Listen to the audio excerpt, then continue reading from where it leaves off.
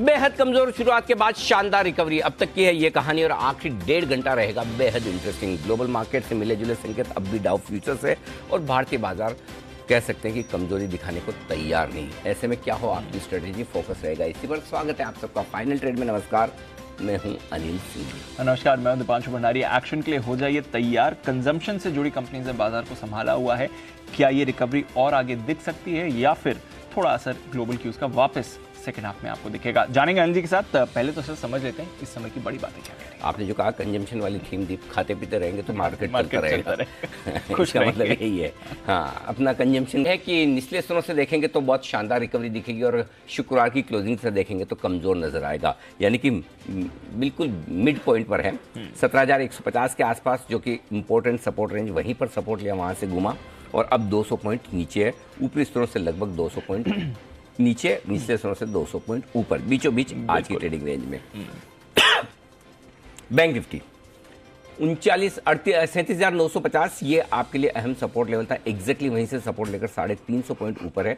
हालांकि bank Nifty में जैसा हमने अंदाजा लगाया था कि आज कमजोरी ज्यादा रहेगी, 700 अंक लगभग अभी भी कमजोर है। ये आपके लिए बड़े दिग्गजों का दोनों इंडेक्स का रुझान। खरीदारी है एफएमसीजी सेक्टर में, यही एक हरे निशान में, बाकी सब जगह कमजोरी है और सबसे ज्यादा कमजोरी है आईटी शेयरों में। भारी बिकवाली यहाँ पर है। रियल एस्टेट शेयर कमजोर है, मेटल्स में कमजोरी है, एनबीएफसी नीचे है, तो ये सारे स्टॉक्स आपको कमजोर दिखेंगे। मिड कैप स्मॉल कैप शेयरों में भी आज प्रॉफिट बुकिंग है। बढ़ने वाले शेयरों की संख्या कम है, गिरने वाले ज्यादा हैं। डाउ फ्यूचर्स लगभग 200 अंक नीचे है और पिछले 3 घंटों से लगभग इसी लेवल के आसपास ट्रेड करें। 175 से 225 रेंज पॉइंट नीचे की रेंज में डाउ फ्यूचर्स ट्रेड करते हुए आपको नजर आएंगे। यूरोप के बाजार कमजोर है, लेकिन ऐसा नहीं कि बहुत ज़्यादा परेशान हो, बहुत ज़्यादा गिरे हो। 1-1.25% के आसपास तक की कमजोर बाजार आपको दिखेंगे। इनफैक्ट 1% से 1.25% की कमजोरी आपको नजर आएगी, तो वहाँ भी कमजोरी है।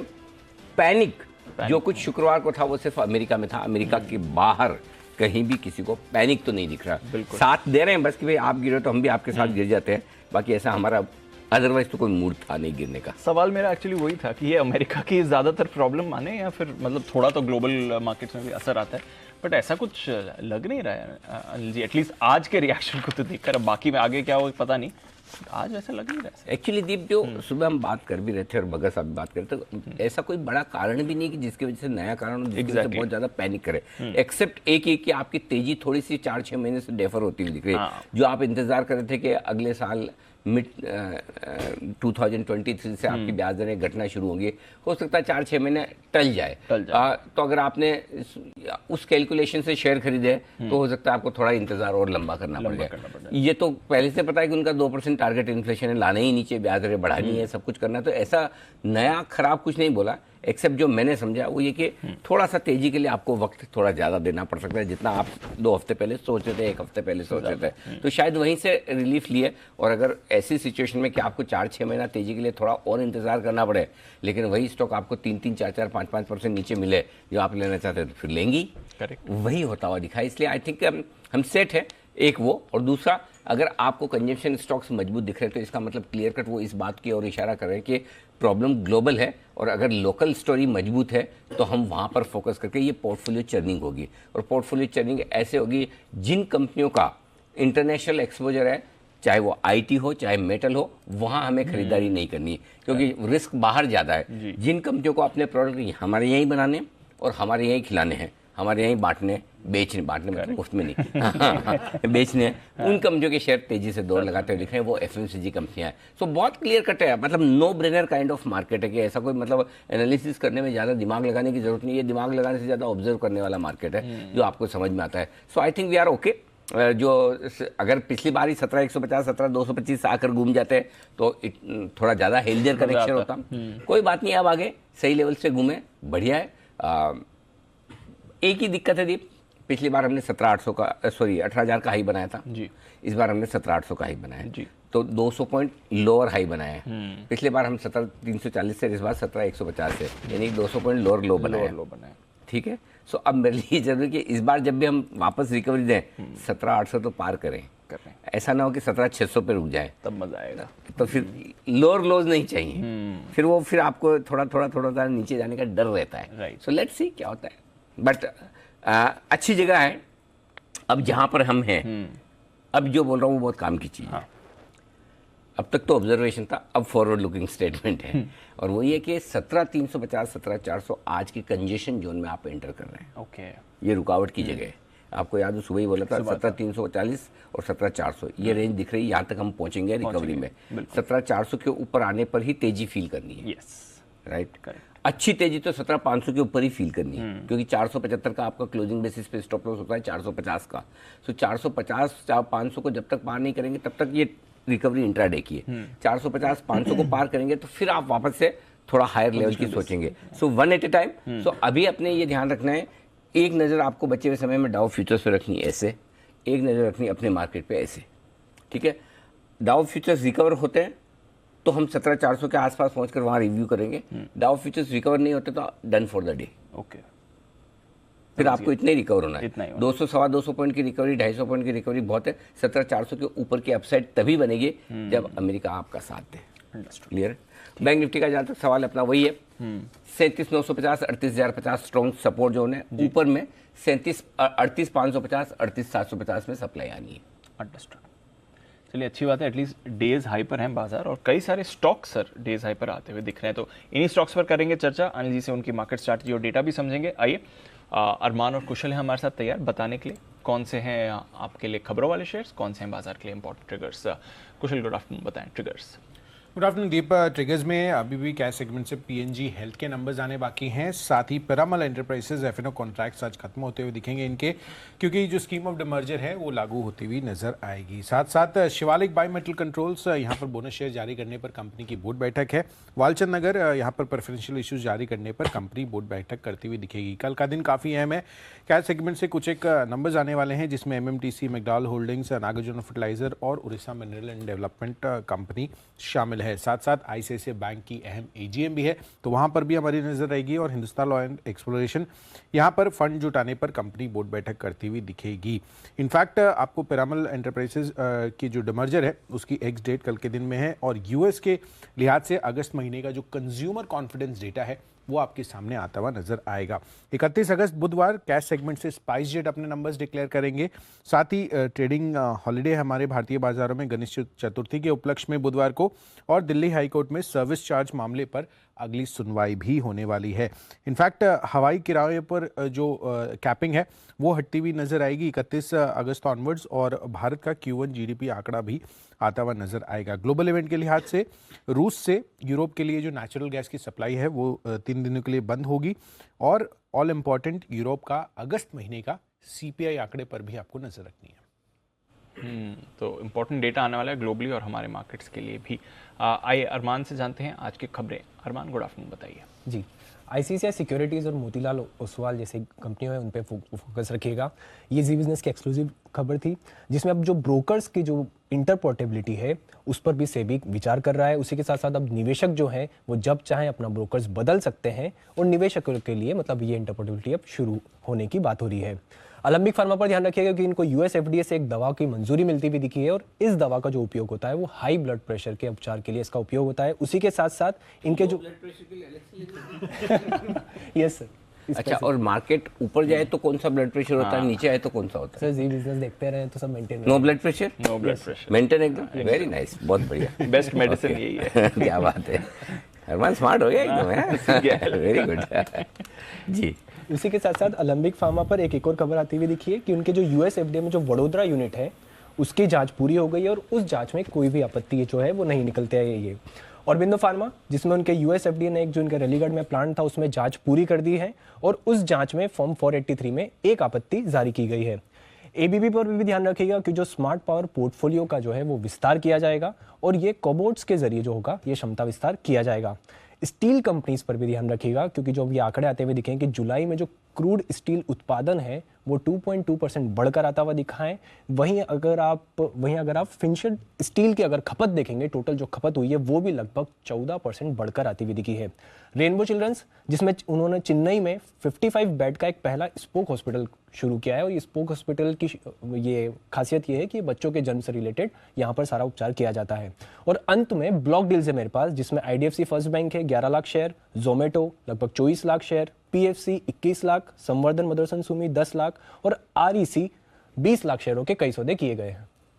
ओके, तो ये है सारी की सारी खबरें जहां पर एक्शन है भरपूर आज आपके लिए। आइए एक्शन को बढ़ाते हैं आगे, और आज हमारे सारे मेहमान हमारे साथ कार्यक्रम में हो रहे हैं शामिल। कुणाल जी, राकेश जी और साथ ही साथ आशु मदान साहब, तीनों हैं दिल्ली वाले खास मेहमान। पुणे वाले हमारे किरण जी और सचिन जी भी हैं हमारे साथ, और बचे हुए मुंबई के वागले साहब और सुमित जी भी हमारे साथ है। बैलेंस है पूरा, नहीं बैलेंस कहाँ, बैलेंस तो बिगड़ा हुआ है। 2 तो बॉम्बे के सुमित जी और वागले साहब, 2 पुणे के सचिन जी, और 6 दिल्ली के हैं कुणाल जी, राकेश जी और 4 आशु मदान साहब। ओके तो टोटल मिलाकर तो दिल्ली की तरफ थोड़ा सा मामला झुका हुआ। आइए आप सबका स्वागत है। आशु सर, शुरुआत आप ही के साथ की जाए। बताएं सर, मार्केट पर व्यू लेना है नीचे में या फिर थोड़ा सावधान रहना है, और अगर कोई स्प्रेड भी आप बताना चाहें। अनिल जी, नीचे में तो बिल्कुल रहना है, कोई ऐसी बड़ी बंदी वाली बात नहीं है। ये जो यूरोप और यूएस का पैनिक है चलता रहेगा। मुझे वर्स्ट केस सिनेरियो 17,100 से नीचे की मार्केट नहीं लगती है, और हमने पीछे भी एक स्प्रेड बनाया था, वो इसी एंगल से बनाया था। इस हफ्ते मैंने नहीं दिया था अनिल जी, क्योंकि फ्राइडे मतलब इस सैटरडे संडे का कुछ एक्सपेक्टेशन ऐसा था, इसलिए कहा था कि इंडेक्स का स्प्रेड फ्राइडे को नहीं बनाएंगे, मंडे को बनाएंगे। और आज हमने एक सुबह बनाया, और अनिल जी वो थोड़ा बेनिफिशियल है, लेकिन अभी भी बना सकते हैं। और एक 2 स्प्रेड्स हैं जो मैं आपसे शेयर करूंगा, पर उससे पहले अनिल जी मैं आपको एक हाईलाइट कर रहा हूं। परसों आपने राकेश जी को मिस कर दिया था पकड़ना, और आज सुमित ने जब सुबह शर्ट डाली, आपने कहा टी शर्ट नहीं डाली, तो उसने कहा कि मैं भूल गया। तो अनिल जी भूल तो गया, मैं बिल्कुल मानता हूं कि कोई भी भूल सकता है, लेकिन क्या वो जी बिजनेस नहीं देखते? अनिल जी हम तो सुबह उठते ही आंख खुलते ही जी बिजनेस चलाते हैं, और उसको देखते ही पता चल जाता है कि यार टी शर्ट डाली हुई है, कुर्ता डाला हुआ है। तो अनिल जी उन्होंने जी बिजनेस इसका मतलब नहीं देख रहे हैं या आज नहीं चलाया। तो आपने आज सुमित को पकड़ना मिस कर दिया। अनिल जी मैं आपको मतलब अपनी परफॉर्मेंस बता रहा हूँ कि as an anchor I have become more observant than you, और मतलब मेरे से कुछ मिस नहीं हो रहा है। अच्छा। मतलब ब्रेकआउट मिस हो जाना चाहिए अनिल जी, ये जरूरी बातें मिस नहीं होनी चाहिए। देखो, जो काम के लिए आशु जी को रखा हुआ है पैनल पे वो मिस हो जाए चलेगा, लेकिन जो काम एंकर का है वो मिस नहीं होना चाहिए। आशु जी, यही चीज आपकी थोड़ी सी नेगेटिव अलग चली जाती है। बाकी वैसे आपका ऑब्जर्वेशन जो सुमित जी के बारे में वो परफेक्ट है। सुमित जी जवाब दीजिए। आशु जी ने क्वेश्चन बहुत ही वैलिड रखा है आपके सामने। आप एक तरफ देखिए कुणाल जी, राकेश जी को, राकेश जी पहले आते हैं, कुणाल जी उनको देख के कपड़े बदल के आ जाते हैं अपने उनके हिसाब से, और आपने देखा नहीं किसी को। अनिल जी एक्चुअली ये वर्क फ्रॉम होम कर रहे हैं ना, तो वो लोग फटाक से चेंज कर सकते हैं। और मैं क्या है अनिल जी, कांदिवली से निकल जाता हूँ सुबह 7 सवा 7 बजे ही, तो 1.5 घंटा ऑफिस आने में लगता है। फिर ऑफिस में मेरे पास कोई ऑप्शन नहीं था, वरना मैं भी ऑन द स्पॉट चेंज कर लेता। जैसे ही मैंने देखा, आप देखो मैंने ब्लेजर और टाई ऑन द स्पॉट उतार दिए थे। तो बहुत सही है। मालिक और डेली वेजेज वर्कर में फर्क है भाई साहब। क्या बात कर रहे हो, हम और सुमित जी एक साथ में, एक ही बोट में जी। आशीष जी आज बेनिफिट ऑफ डाउट दे दीजिए। अनिल जी वैसे अच्छा है कि सुमित ने मतलब ज्यादा पैनिक, मार्केट को देख के पैनिक नहीं हुआ, सिर्फ टाई और ब्लेजर ही उतारा, बाकी सब नहीं उतार दिया जल्दबाजी। बाकी अपनी मर्जी से नहीं, मार्केट खुद उतारता है। अच्छा अनिल जी देखिए, मार्केट में मुझे 2 स्प्रेड्स बनाने हैं, उसका रीजन बताता हूँ। अनिल जी देखिए, मैंने एक बोला 17,100 से नीचे की मार्केट नहीं लग रही है, और मुझे अनिल जी हमें सुबह थोड़ा सा रिवर्सल लग रहा था, जो कि एक रिवर्सल आया भी है। और अब 2 दिन के ट्रेडिंग सेशन रह गए अनिल जी। देखिए वेंसडे मार्केट बंद है, ट्यूसडे और थर्सडे, और अनिल जी 100-200 पॉइंट की तो रिकवरी, जैसे निफ्टी में 300 पॉइंट की गिरावट आ सकती है, ऐसे बढ़ भी सकता है। तो अनिल जी 2 स्प्रेड्स में आज दे रहा हूं। 2 इसलिए क्योंकि मैं एक्सप्लेन करूंगा, एक बहुत प्यारी रेंज बन जाएगी मार्केट की। पहला स्प्रेड है अनिल जी बुल स्प्रेड, 17,350-58 का अनिल जी स्पॉट निफ्टी चल रहा है, तो 17,350 की जो एट द मनी ऑप्शन है वो एक लेनी है, और 17,550 यहां से 200 पॉइंट ऊपर की 2 ऑप्शन बेचनी है।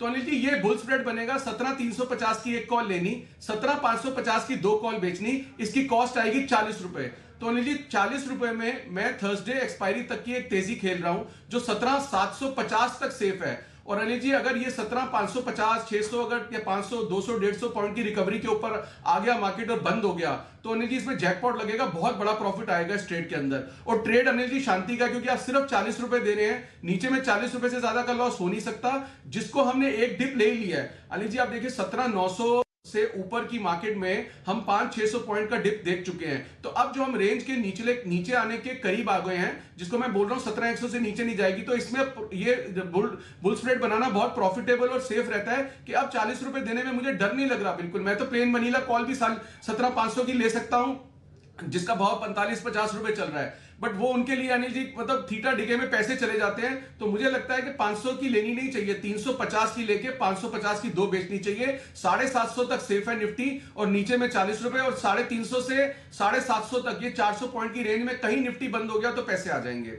इसी से लिंक्ड अनिल जी दूसरा स्प्रेड के अगर 17100 जैसे मैं कह रहा हूं नीचे नहीं जाएगा, लेकिन overall Anil ji global situation ऐसी है कि फिर कोई डिप आ सकता है, फिर कुछ हो सकता है, और अब डिप इतना नहीं आएगा जितना आया, बट एक प्रोटेक्शन जरूर होनी चाहिए। तो इसके लिए Anil ji in the money put which is 17,400 in the money put एक लेनी चाहिए, 17,200 की 2 बेचनी चाहिए। ये है अनिल जी बियर स्प्रेड।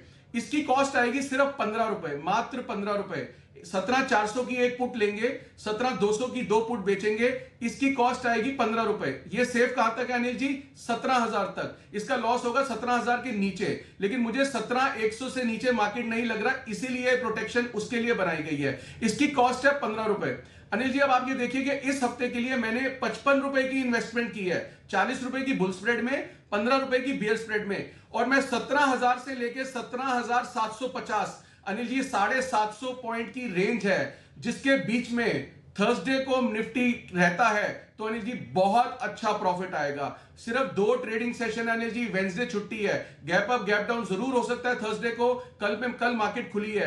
तो अनिल जी 17,750 ऊपर में और 17,000 नीचे में, इस रेंज के अंदर 55 रुपए की कॉस्ट से अनिल जी मुझे लगता है कि 155 रुपए भी और 3 गुना पैसा तो आराम से हो सकता है। और बाकी अनिल जी स्टॉक्स की बात करेंगे, लेकिन इस रेंज में मैं अनिल जी, क्योंकि आप रेंज अच्छी ट्रैक करते हैं, तो इस रेंज में आपका ओपिनियन जानना चाहता हूं मैं। तो 17,000 और 17,750 ठीक है, रेंज परफेक्ट है। ऊपर की तो एकदम ही परफेक्ट है, कोई दिक्कत ही नहीं, क्योंकि वहीं से अपन घूमे 17,750 17,800 से बिल्कुल परफेक्ट है। और नीचे भी आज अपना भी यही मानना था 17,150 17,225 स्ट्रॉन्ग सपोर्ट जो है 225 पे खुले, 150 के आसपास सपोर्ट ले लिया। और अगला जो बड़ा लेवल है वो 16,900 से 1,025 का है, बहुत ही परफेक्ट लेवल है। वहाँ पर आपका करेक्शन पूरा होकर ये हो जाता है। तो आई थिंक आशु सर बिल्कुल ठीक है मेरे ख्याल से आपकी रेंज, जिसमें आप दोनों ही यहाँ पर, अच्छा दोनों में से एक बनानी हो तो कौन सी बनाए? अनिल जी एक बनानी है तो मुझे लगता है कि बुल स्प्रेड बनाना चाहिए। मुझे बाउंस बैक थोड़ा ज्यादा लग रहा है, मतलब चांसेस, मतलब अगर 60-40 आप देंगे तो मुझे बाउंस बैक का लगता है कि जिस तरह से आज मार्केट में सेम्बलेंस आई है। अनिल जी देखिए मैं थोड़ा सा पंट इस पे भी कर रहा हूं कि डाउ में भी पिछले दिनों में काफी गिरावट आ गई, नेगेटिव न्यूज जो भी आनी थी, पावल की स्टेटमेंट होनी थी, ठीक है हार्शली बोले लेकिन कुछ नया तो नहीं बोले हैं, तो उसके चलते मुझे लगता है कि अनिल जी देखिए हमारे पास एक ट्यूसडे ओपनिंग है, वेंसडे ओपनिंग है, थर्सडे ओपनिंग है, इन तीन दिनों में एक भी दिन 100-150 पॉइंट की गैप अप नहीं होगी। मुझे ऐसा नहीं लगता, कि मुझे लगता है कि एक बार जरूर होनी चाहिए, या ड्यूरिंग द मार्केट हो जाए तो बहुत ही अच्छी बात है, जिसको कहते हैं स्क्रीन की तेजी आ जाए तो मतलब बहुत, क्योंकि देखिए अनिल जी डेंट पड़ गया। अब देखिए इस डेंट के बाद क्या होता है, सबसे अच्छी बात है अनिल जी, डेंट पता है क्यों कम पड़ा? क्योंकि हमारे मंथली एक्सपायरी हमारी खत्म हो गई थी। अनिल जी ये अगर मंथली एक्सपायरी के 2 दिन पहले ऐसा 1000 पॉइंट डाउ गिर जाता ना, तो हम कम से कम 500 पॉइंट निफ्टी गिरते और 1500 पॉइंट 1200-1500 पॉइंट बैंक निफ्टी गिर जाते। लेकिन अनिल जी वो कहते हैं ना कि वो जब हल्का हो जाते हैं शादी के बाद डोली उड़ जाती है, तो जो मंथली एक्सपायरी होती है ना, तो अनिल जी पोजीशंस बहुत कंट्रोल में आ जाती हैं। और पहला नया एक्सपायरी होती है तो आदमी कहता है भी सोच के लेते हैं, वीकली भी मंथली भी 1-2 दिन निकल जाने देते हैं, तो पोजीशंस बहुत कम थी, इसलिए फॉल कम हुआ। फॉल अगर मतलब अगर नहीं, अगर मिडिल ऑफ द मंथ होते तो इस एक्सपायरी में हमारे को मतलब ये सॉरी इस फॉल में ये हमारा गैप डाउन और ज्यादा हो सकता था। तो पोजीशन अनिल जी लो है, लेकिन फिर भी अनिल जी मतलब मुझे लगता है कि बायस मेरा अभी पॉजिटिव है। अब अनिल जी मैं 3 स्टॉक्स की बात करना चाहता हूं, अगर आप कहें तो अभी करें, अगर किसी और की कॉल है तो पहले ले लें। कॉल है भाई साहब, यहाँ से एयरपोर्ट तक लंबी लाइन लगी है पीछे, लोग पीछे हॉकिंग कर रहे हैं, हमारा नंबर कब आएगा, रास्ता छोड़ो रास्ता छोड़ो। जल्दी से बिगुल वागले साहब के लिए।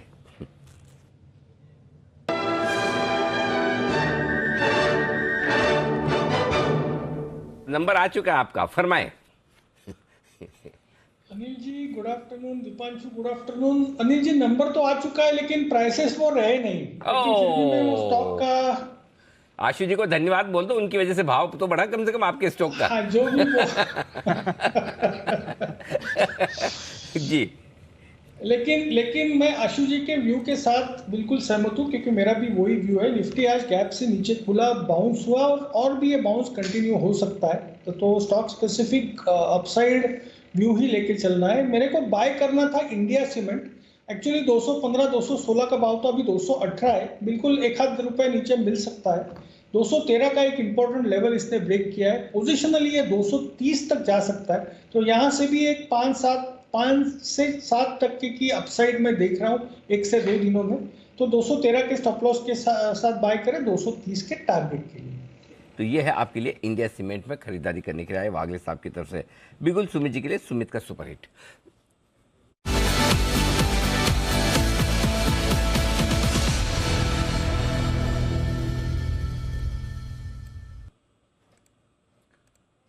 बनाए सुमित जी।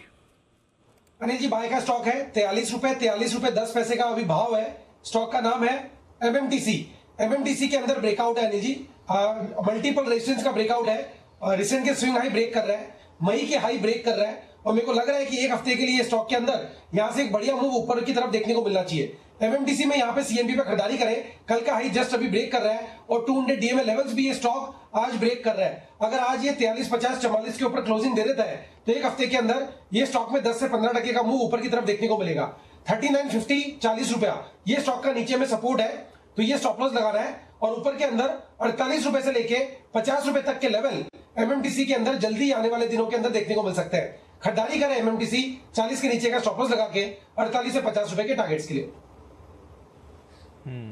एमएमटीसी पर करें खरीदारी। कल इसके नंबर्स भी आने वाले हैं। इस कल काउंटर कल आने वाले हैं। कौन से नंबर? Q1? अभी तक आए नहीं?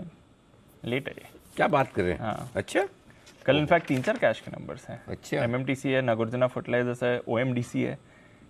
तो अच्छा। एमएमटीसी पर भी रख रही है कल के लिए। अच्छा, जिसके पीछे सी है कॉर्पोरेशन जो भी है सरकारी, उनके नंबर आने बाकी। बिल्कुल परफेक्ट। सचिन जी के लिए बिल्कुल BTS TT डबल टी।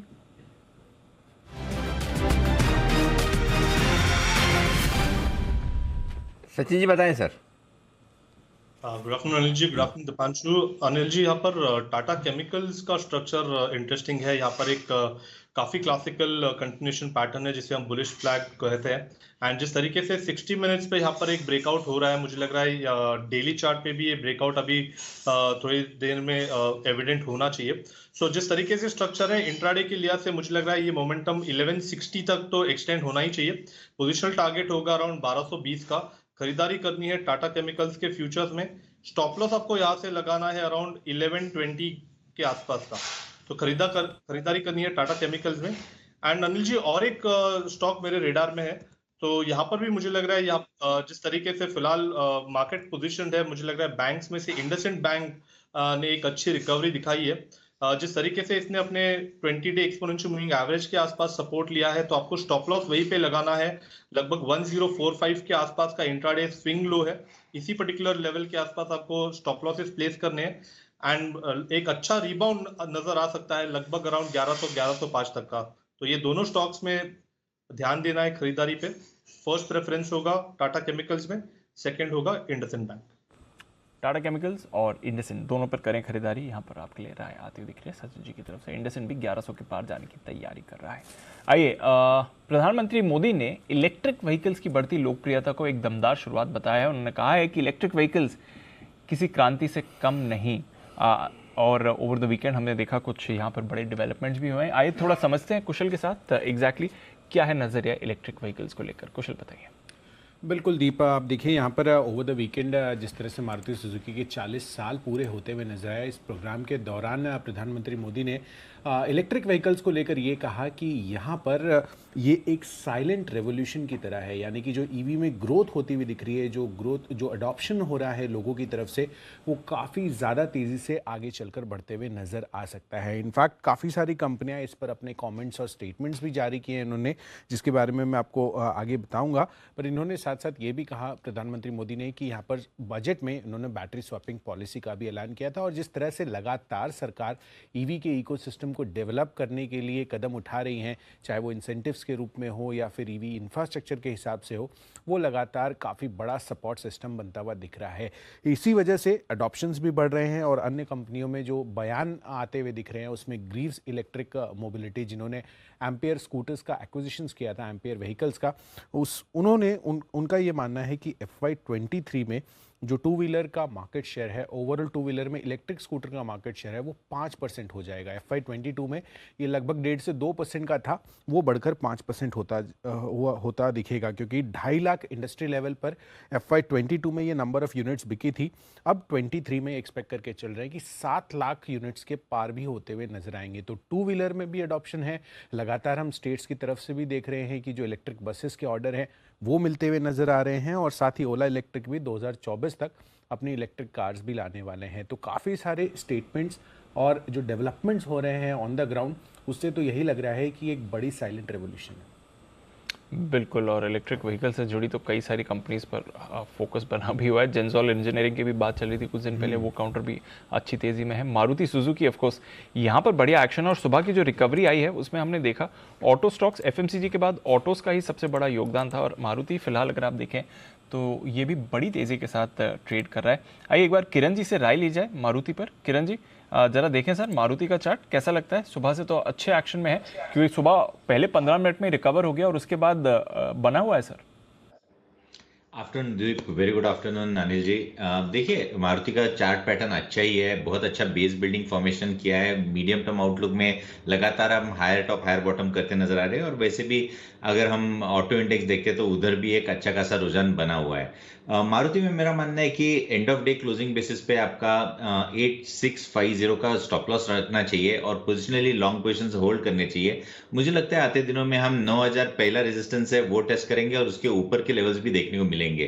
तो लॉन्ग पोजिशंस क्रिएट करने की सलाह है पोजिशनली 8650 के कैश लेवल्स के स्टॉप लॉस के साथ, पर ये end of day closing basis पे रखना चाहिए स्टॉप लॉस। फिर ना तो ये है आपके लिए मारुति जिस पर आपको करना है फोकस। बिल्कुल, तो ये स्टॉक भी एक्शन में भरपूर आता हुआ दिख रहा है। आइए एक्शन में आपके साथ हैं आशु सर भी, एक और बिगुल उनके लिए, सिंह के सुल्तान आशु मरान।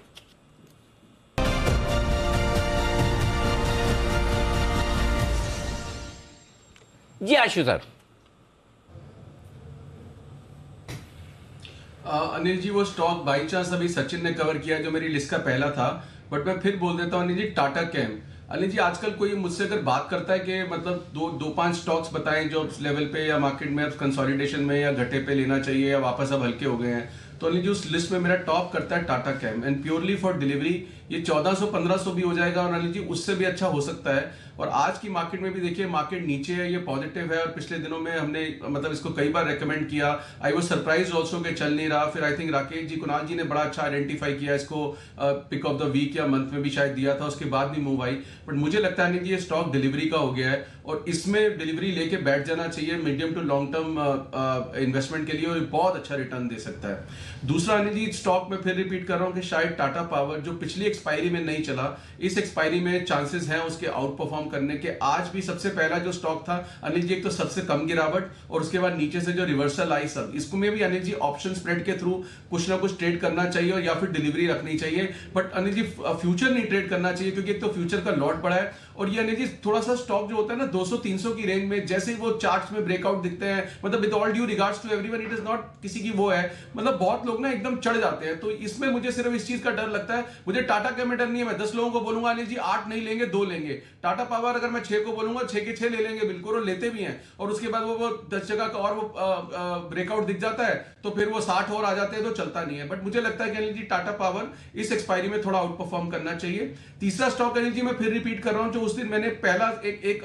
इकलौता स्टॉक दिया था कि वो भी डिलीवरी के लिए हो गया, और मतलब कोई स्प्रेड नहीं था उसमें, ग्रासिम में भी अनिल जी आज मार्केट के साथ एक डिप आया, और अभी 10-15 मिनट पहले तो पॉजिटिव हो गया था, अभी थोड़ा सा स्लाइटली नीचे है। बट ग्रासिम में भी अनिल जी ये रेंज ऐसी है 1650-1700 के बीच में, या और नीचे मिल जाए गैप डाउन पे, जरूर ये स्टॉक लेने चाहिए। और मैं शायद अगले 1-8 महीने तक कई बार आपको रिमाइंड भी कराऊंगा इन स्टॉक के बारे में, ये जरूर होने चाहिए।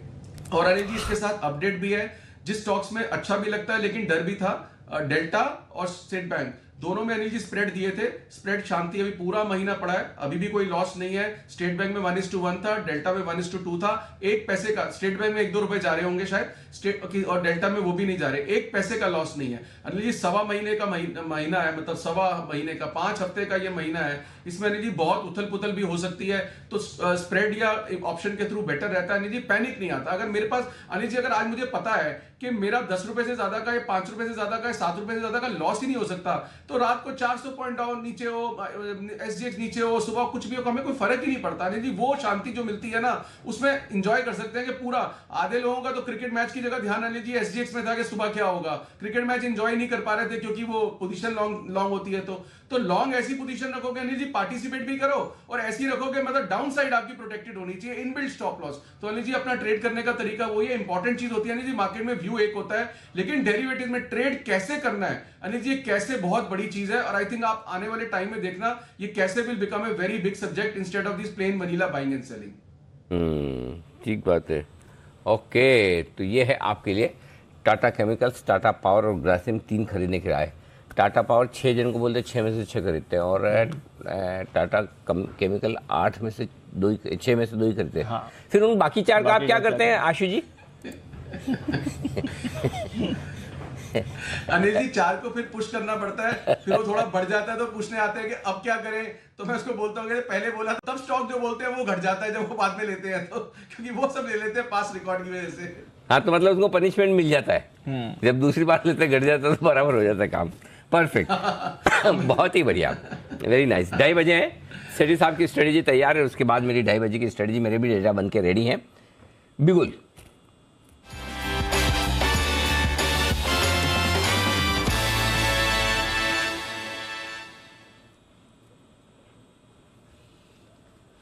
सेठी साहब स्वागत है आपका, बताएं सर क्या है इरादा? बिल्कुल। Good afternoon Anil ji, good afternoon Deepanshu. Anil जी 2 स्टॉक है कैश मार्केट के जिनमें खरीदारी करनी है। 2 स्टॉक कैश मार्केट दोनों में खरीदारी, बताएं सर। पहला स्टॉक अनिल जी है पूना वाला फिनकॉर्प, जो कि अभी 308 रुपए के लेवल पे ट्रेड कर रहा है। अनिल जी आज बाजार अभी भी 225 पॉइंट निफ्टी के लेवल्स पे डाउन है और सुबह अच्छा खासा यहाँ से भी और नीचे था, बट इस स्टॉक में लगता है कुछ हो रहा है। ये अभी भी आज 308 मतलब कल से पॉजिटिव है। बहुत ही दमदार कंपनी है NBFC स्पेस से, जब से आदिर पूनावाला जी ने इसको टेक ओवर किया। पहले मैग्मा फिनकॉर्प थी। एक स्ट्रॉन्ग प्रोमोटर्स आने के बाद फंडामेंटल्स में बहुत तगड़ा बदलाव हुआ है। कंपनी का रिटेल सेक्टर पे फोकस है, जैसे अफोर्डेबल हाउसिंग है, pre owned cars, business loans, फिर लैब्स, लोन अगेंस्ट प्रॉपर्टीज, और हाल ही में इन्होंने 2-3 और सेगमेंट में फोरे किया। इस क्वार्टर के नतीजों के दौरान इन्होंने बताया था सप्लाई चेन फाइनेंस करते हैं, फिर मशीनरी फाइनेंस में है, प्रोफेशनल्स को लोन्स देते हैं। बाकी इस क्वार्टर में अनिल जी कंपनी के कॉस्ट ऑफ फंड्स में बहुत ही अच्छी गिरावट देखने को मिली है। 2.65% से गिरावट आई है कॉस्ट ऑफ फंड्स में। 6.9% अभी कॉस्ट ऑफ फंड्स है इस कंपनी का, और कैपिटल एडिक्वेसी रेशियो है 46.1%। जून क्वार्टर बहुत ही अच्छा था। पैट था 140 करोड़ का, जो पिछले साल 60 करोड़ का पैट था, तो 130% की ग्रोथ वहां पे दर्ज करी। एसेट क्वालिटी में जबरदस्त सुधार है। GNPAs भी 3.6% हो गए, जो कि मार्च क्वार्टर में 5.9% थे। Net NPAs have come down from 4% to 1.9%। Digital पे पूरा फोकस है, तो ये कंपनी पे मैं बहुत बुलिश हूँ। और FIIs DIIs भी अच्छी खासी 13.1% की हिस्सेदारी रखते हैं, जिसमें निपॉन है, अमानसा, बैंक मस्कट, ABSL। तो मुझे लगता है इन लेवल्स पे आज के इस खराब बाजार में इस स्टॉक को खरीदना चाहिए। मेरा इसमें शॉर्ट टर्म टारगेट है 325 का, स्टॉप लॉस रखना 300 रुपए का। 300 रुपए के स्टॉप लॉस के साथ 325 का टारगेट। पूना वाला फिनकॉर्प, ये है स्टॉक जहां पर खरीदारी करने की राय। 2 पूना वाले लोगों के चेहरे पर बड़ी मुस्कान आ रही है। खासतौर से मैंने देखा है जब भी पूना वाला फिनकॉर्प का नाम बताया, किरण जी बहुत मुस्कुराते हैं। बिल्कुल। तो 2 वजह उसकी, एक तो कि पूना तो है ही है किरण जी का, और दूसरा एक ये कि 170-180 रुपए से लगातार किरण जी पूना वाला रिकमेंड करते हैं। और बाकी सचिन जी भी हाल ही के नए पूना के नागरिक बने हैं और उनकी रिकमेंडेशन लिस्ट में भी हमेशा रहा है, तो उन्हें बड़ा पसंद आता है। तो आइए, ये है पूना वाला फिनकॉर्प, और दूसरा स्टॉक है सेठी साहब का, वही बताएंगे, हमें क्या पता। बताएं सर। जो दूसरा स्टॉक है, स्टॉक का नाम है green panel industries. Green panel जो अभी 442-43 के लेवल पे ट्रेड करता है। ये कंपनी भारत की सबसे बड़ी वुड पैनल्स, प्लाईवुड, वीनियर्स और MDF बोर्ड्स बनाने वाली कंपनी है। एक जबरदस्त 3000 डिस्ट्रीब्यूटर्स का नेशन वाइड डिस्ट्रीब्यूशन नेटवर्क है। State of the art plants है इनके उत्तराखंड और आंध्र प्रदेश में। बाकी फंडामेंटल्स बहुत अच्छे हैं। जून क्वार्टर बहुत ही दमदार था। जून क्वार्टर में पैट आया 77 करोड़ का, जो पिछले साल जून क्वार्टर में 29 करोड़ का पैट था। वैल्यूएशन के लिहाज से अपने पीएर्स से काफी सस्ता, 18 के मल्टीपल पे स्टॉक ट्रेड करता है, जबकि सेक्टर का एवरेज होगा अराउंड 35 के आसपास। फिर अच्छे रिटर्न रेशियोज है। Return on equity 25%। डेट को भी रेगुलर इंटरवल पे कम किया। अभी डेट इक्विटी रेशियो मैनेजेबल 0.3 हो गया है।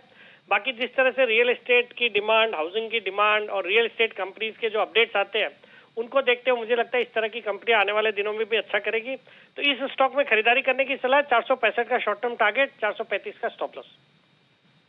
यह है ग्रीन पैनल, हरा वाला पैनल, जहां पर खरीदारी करने की राय आपके लिए सेठी साहब की तरफ से। यहाँ पे आप स्टॉप लॉस और टारगेट नोट कर ले। 442 के आसपास खरीदना है, 435 का आपका स्टॉप लॉस होगा और 465 के टारगेट के लिए करनी है खरीदारी। धन्यवाद सेठी साहब। आइए कर लें 2:30 बजे की स्टडी। बिल्कुल सर, डेटा तैयार। जानते हैं अनिल जी से मार्केट स्ट्रैटेजी।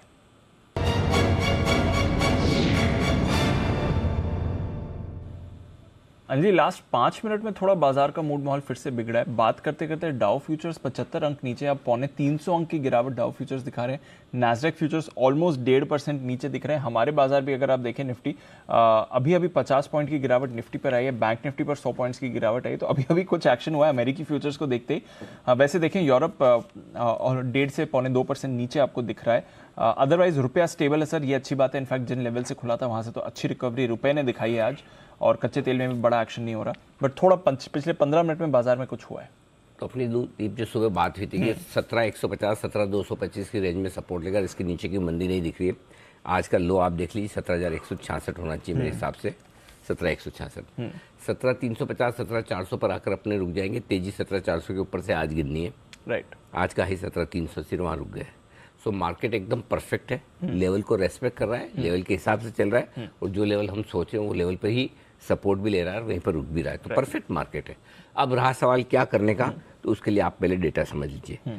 मेक और ब्रेक 3:05 तक जो लेवल है वो है 17,300, और क्यों है वो समझ लीजिए।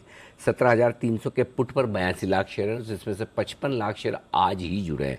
सो अगर आप अब फिर से 17,300 के नीचे ट्रेड करना शुरू करते हैं तो आपके लिए 17,225 तक का रास्ता आज ही खुल जाता है। ध्यान से सुनिएगा, 17,225 बीच में कोई ढंग का सपोर्ट नहीं है। 100 पॉइंट यहाँ से 75 पॉइंट, जहाँ 17,300 आप तोड़ेंगे वहाँ से ये 3 बजे तक अगर आप उसके नीचे रहते हैं तो 3:05 2-4-5 मिनट अपने हिसाब से भी आप थोड़ा देख लिया करो, एग्जैक्ट मिनट टू मिनट मत मिलाया करो। हाँ, है ना। तो अंदाज से 3 मिनट, ठीक है। सो 17,300 होल्ड होना चाहिए। अगर 17,300 हमने होल्ड किया तो हम थोड़ा और ऊपर जा सकते हैं, और तब हल्की फुल्की रुकावट 17,400 के आसपास है। 17,340 से 17,400 अपना कंजेशन जोन है। 340, 360, 380 और 400 हर 20-20 पॉइंट पर है इसमें। तो वहाँ पर आपको थैंक यू कर देना है, कल का कल देखेंगे। ठीक है। रहा सवाल डाउ का, अभी 280 पॉइंट नीचे है, 200 था, थोड़ा गिरा है। लेकिन ऐसा लगता है आज के मूड को देख के कि शायद अमेरिका में बहुत गिरावट आज ना हो, क्योंकि अगर अमेरिका में बहुत गिरावट की आशंका होती ना दीप, तो बाकी ग्लोबल मार्केट कल की गिरावट का भी आज रात की गिरावट का भी अंदाजा लगाकर थोड़ा गिरने की कोशिश करते हैं। तो अभी तक तो जो समझ में आ रहा है उसको देखकर लगता है कि अमेरिका ज़्यादा गिरना नहीं चाहिए। हो सकता है खुले नीचे खुलने के बाद थोड़ा टाइम पास कर आके फिर हमारी तरह रिकवर हो जाए, वो चांस ज़्यादा लगता है। लेकिन अब जो भी हो पता चलेगा कल। सो आई थिंक गिरावट भी लिमिटेड है। वापस से 17,225 अगर आ जाता है तो आपको लेना ही लेना है 225 पे। हाँ, लेना ही है। वहाँ पे कोई सोचने की बात नहीं है। 150 225 हमारी खरीदारी की रेंज है। बचे हुए समय के लिए 300 होल्ड होता है, तब तक आप ठीक है, और 400 तक आप जाने की कोशिश करेंगे, आपकी होगी निफ्टी। अब आइए बैंक निफ्टी 38,275 38,300 पर है। 38,000 के नीचे बंद नहीं होंगे, ये कॉन्फिडेंस आपको रखना चाहिए। 36 लाख शेयरों का ओपन इंटरेस्ट है वहाँ पर पुट में। 38,200 और 38,300 की रेंज ही ये आपके लिए एकदम इंपॉर्टेंट सपोर्ट लेवल है 3 बजे तक, जहाँ दोनों जगह 19 लाख शेयर पुट में है। और 38,500 के पार निकलेंगे तो जो डीप डेटा बता रहे हैं, 38,200 के नीचे जाने की भी जल्दबाजी नहीं है और 38,500 को पार करने की भी जल्दबाजी नहीं है। इस रेंज में रहना चाहिए, और ब्रॉडर रेंज ले तो 38,000। सो बैंक निफ्टी भी रेंज बाउंड ही है, ऐसा लग रहा है। जो कुछ होना है डाउ फ्यूचर्स को देख के होना है। डाउ फ्यूचर्स रिकवर कर 100 पॉइंट ऊपर आ गए तो आप थोड़ा भाग जाएंगे, नीचे चलेंगे तो अभी आज अपने मार्केट अपना दिमाग लगाने के मूड में है नहीं। फर्क इतना ही है कि हम गिरने में कम गिरेंगे, और डाउ अगर सुधर गया फ्यूचर तो जल्दी बढ़ेंगे। इतना ध्यान रखना बस कि अगर डाउ कमजोर हुआ तो हम कम गिरेंगे, लेकिन मजबूत हुआ तो हम ज़्यादा बढ़ेंगे। ये हमारा आज के मार्केट का टेक्सचर है। उस हिसाब से हम 3 बजे तक इन लेवल्स पे नजर रखेंगे। सिंपल, क्लियर है? ओके, अब आइए आज की कमजोर कड़ी पर बात करते हैं, और वो है IT शेयर। तो आशु सर IT शेयर पर भी विशेष टिप्पणी करेंगे, बताएं सर। अनिल जी टिप्पणी नहीं, मेरा पहला तो एक आपसे सवाल होगा कि कुछ 15 दिन 20 दिन 25 दिन 1 महीना पहले, मुझे डेट याद नहीं, आपने एक स्पेशल आईटी पे शो करना था आईटी स्टॉक्स के बारे में। दूसरी चीज अनिल जी, मैं अभी आईटी स्टॉक्स को देख रहा था, इंक्लूडिंग मी नहीं बोलता हूं अनिल जी, लेड बाय मी। पिछले 1-1.5 महीने में फंडामेंटली टेक्निकली चार्ट्स पे ब्रेकडाउन पे एक भी सेल कॉल नहीं आई। और अनिल जी पिछले 1-1.5 महीने 2 महीने में सबसे ज्यादा अंडर परफॉर्मिंग स्टॉक है। हर भाव पे इन्फी मतलब घटे में अच्छा लगता है तो उससे भी घटता है, एचसीएल घटे में अच्छा लगता है तो उससे भी घटता है, विप्रो घटे में अच्छा लगता है उससे भी घटता है, मतलब कहीं ना कहीं बाय कॉल्स आई होंगी। तो अनिल जी जिस तरह से मतलब मार्केट में रिवर्सल भी आता है और इस लेवल पे जो आईटी स्टॉक्स इतनी अंडर परफॉर्मेंस दिखा रहे हैं, क्या ये खत्म हो रही है कंपनीज? क्या मतलब ना फंडामेंटल जैसे कोई खराब है, टेक्निकली तो मैंने बोला कि मुझे तो 1-1.5 महीने में याद नहीं कि किसी को चार्ट में खराब लगा, बाइंग आ सकती है, लेकिन हर हफ्ते एक नया लो बन रहा है। पहली फुर्सत में मतलब वो गिरते हैं नहीं, मतलब बाजार गिरता नहीं। ये पहले कहते हैं कि जी जैसे वो बचपन में हम गेम खेलते थे ना, मैं शिवाजी, कि सबसे पहले हमें घटना है, और जिस तरह के अनिल जी नीचे के लेवल्स आ रहे हैं, मतलब मुझे तो अनिल जी बहुत अजीब सा डर लग रहा है। वैसे कई बार मैं अनिल जी बहुत ज्यादा डर इसलिए भी जाता हूं कि वहां से रिवर्सल हो जाता है, पनौती लग जानी चाहिए कि बहुत लोगों का भला हो जाएगा। But Anil ji genuinely in all seriousness में आपका व्यू जानना चाहता हूं कि ये इसमें क्या हो रहा है, क्योंकि मुझे जेन्युइनली समझ नहीं आ रहा। इनफैक्ट हमारे इंटरनल एनालिस्ट अनिल जी, उनकी भी कॉल दी है, उन्होंने भी स्टॉप लॉसेज हुए, सब अक्रॉस में देख रहा हूं, क्योंकि इससे नीचे क्या जाएगा, शायद वो एनालिस्ट को भी चार्ट पे भी कभी कभी ये लगता है कि इससे नीचे क्या जाएगा, ये बहुत अच्छी सपोर्ट है, तो अनिल जी वहां से भी स्टॉप लॉसेज हो रहे हैं। तो मतलब मैं ये टेक्निकली अगर कुणाल जी भी इसमें कुछ इनपुट दे पाए इन ऑल सीरियसनेस। और जी आपसे पूछना चाहता हूं, हमने वो शो नहीं किया, but what has gone wrong with IT companies? Actually मुझे लगा था कि आईटी शेयर लेने का टाइम आ रहा है, ठीक है, और इसलिए बोला मैंने। और इंसिडेंटली क्या हुआ आशु जी, जिस दिन मैंने बोला और मैंने बोला मैं सोमवार को इसका पूरा एनालिसिस करूंगा, वो ये बात शायद वेडनेसडे या थर्सडे की रही होगी, और 2 दिन में 3-4-5% आईटी इंडेक्स भाग गया एकदम। और वहाँ पे फिर मेरा मन हुआ नहीं कि यहाँ पर बाय कॉल देना चाहिए, क्योंकि मुझे लग रहा था कि अभी भी नीचे, वहाँ उस वक्त भी मैं ये बोल रहा था कहाँ लेना है वो मैं दूंगा, लेकिन 4-5% बनने के बाद तो फिर मामला ख़त्म ही हो गया। इसलिए मैंने उस समय अपनी रिसर्च होल्ड कर दी। काफ़ी लोगों ने मुझे बोला भी, मैंने कहा नहीं, मुझे अभी वो कंफर्ट नहीं आ रहा कि जहाँ पर मैं आपको कहूँ कि खरीदारी करिए, जबकि मेरा बैंक निफ्टी पर, बैंकिंग शेयरों पर एकदम पॉजिटिव। हम बुलिश कहाँ थे? बैंक्स ऑटो, न मेटल पर बुलिश हुए न आईटी पर बुलिश हुए। और आप देखिए मेटल हर जगह से सप्लाई आ रही है, आईटी हर जगह। सो अभी भी मैं मतलब बहुत कंफर्टेबली ऐसा नहीं बोल पा रहा हूँ कि आईटी ले लेने का वक्त है। अगर लेना ही है तो मतलब वो खाली क्या है, जिसको लेना ही है और जिसको बड़ा पसंद है, सेफ्टी के हिसाब से नंबर 1 TCS, नंबर 2 इन्फोसिस, इसके बियॉन्ड जाने जैसा आईटी रहा ही नहीं अभी। सो आई थिंक वो वैसा है। और दूसरा ये कि जब आपके पास लिमिटेड पैसे हैं और आपको अगर बेहतर रिटर्न कहीं और दिखता है तो आप आईटी क्यों लेंगे, या कोई भी और सेक्टर क्यों लेंगे? अगर मेरा पैसा बैंकिंग में ज़्यादा बन जाए, मेरा पैसा ऑटो में ज़्यादा बन जाए, मेरा पैसा डिफेंस में बन जाए, कैपिटल गुड्स या मैन्युफैक्चरिंग में बन जाए, तो ऐसा तो है नहीं अनाप शनाप पैसा इन ट्रेडर्स और इन्वेस्टर्स के पास में, तो जो आउट परफॉर्मर है उसके साथ रहेंगे। इस वजह से शायद मैंने आईटी शेयर दिए नहीं है। बाकी तो कुणाल जी, जो आशीष जी आपसे जानना चाहता है आईटी शेयरों के बारे में, कृपया अपनी राय दें। अनिल जी देखिए, राय तो मैं दूंगा, लेकिन अनिल जी उससे पहले आशु जी ने एक स्टेटमेंट दिया कि मुझे डर लगता है। अनिल जी मैं तो अभी तक ये सोचता था सब लोगों को आशु जी से डर लगता है, लेकिन आज आशु जी ने बताया कि उनको भी डर लगता है, तो अनिल जी सुनकर अच्छा लगा। अनिल जी ये बात तो सही है, मैंने मिस कर दी ये बात को कि आशु जी को वैसे डर किससे लगा था? आईटी शेयरों से या टेक्निकल एक्सपर्ट से? अनिल जी देखिए, टेक्निकल एनालिस्ट से तो, अनिल जी टेक्निकल एक्सपर्ट से तो गिरावट से डर लगता है इनको। अनिल जी अब तक तो आशीष जी पसंद करते हैं, अच्छा आजकल तेजी के मूड में है इसलिए गिरावट से डर लगता है। चलिए बढ़िया है। तो ये है आईटी शेयरों पर आपके लिए राय पूरी तरह से आशीष सर। तो मामला थोड़ा सा ढीला ढाला ही है, अभी तो देखो कब सुधरते हैं। मेरा ये समझना है कि ना इस साल अब यहाँ से गिरावट मैक्सिमम, मतलब अगर वापस आप 15,200 भी आ जाते हैं निफ्टी पे, फॉर एग्जाम्पल आ नहीं रहे, मैं बता रहा हूँ, अगर वापस आ भी जाते हैं तब भी आईटी शेयर 10-12% से ज्यादा नहीं गिरेंगे। ये मतलब यहाँ गिरने में अब है नहीं, इनका तेल निकल चुका है, ऐसा है। लेकिन प्रॉब्लम क्या है दीप की, गिरेंगे नहीं वो तो ठीक है, लेकिन ये साल अगला साल इनके लिए बहुत बढ़ने के स्कोप नहीं है। इनको है ना, अगर आज आप कोई भी आईटी शेयर लेते हैं तो आपका कम से कम 1 से 1.5 साल का व्यू होना चाहिए, तब जाके आप फॉर एग्जांपल 3,000 रुपए में टीसीएस लेते हैं आप, तो 3000 का TCS आपको 4000 होने के लिए आपको कम से कम 1-1.5 साल इंतजार करना पड़ेगा। 3000 में लेकर कल से देखना शुरू करने में मेरा क्या वो नहीं होगा। इनमें पैसा बनने में वक्त लगेगा। अनडाउटेडली अगर आप लॉन्ग टर्म इन्वेस्टर है, फॉर एग्जांपल आपको IT शेयर में सिप करनी है, SIP करनी है, TCS आ गया आपका, करेक्ट, हर 100 रुपए में 10 इंस्टॉलमेंट में सिप कर लो, 3100, 3000, 2900, 2800 काइंड ऑफ, राइट, आ जाए जितना आ जाए इकट्ठा कर लो। कोई दिक्कत नहीं है, कोई दिक्कत नहीं है।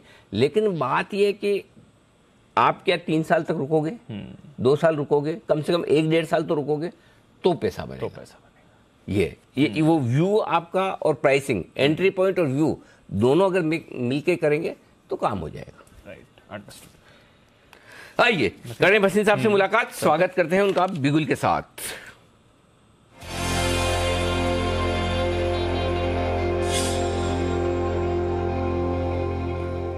भसीन साहब स्वागत है आपका, बताएं सर क्या है इस वक्त आपके अपडेट्स।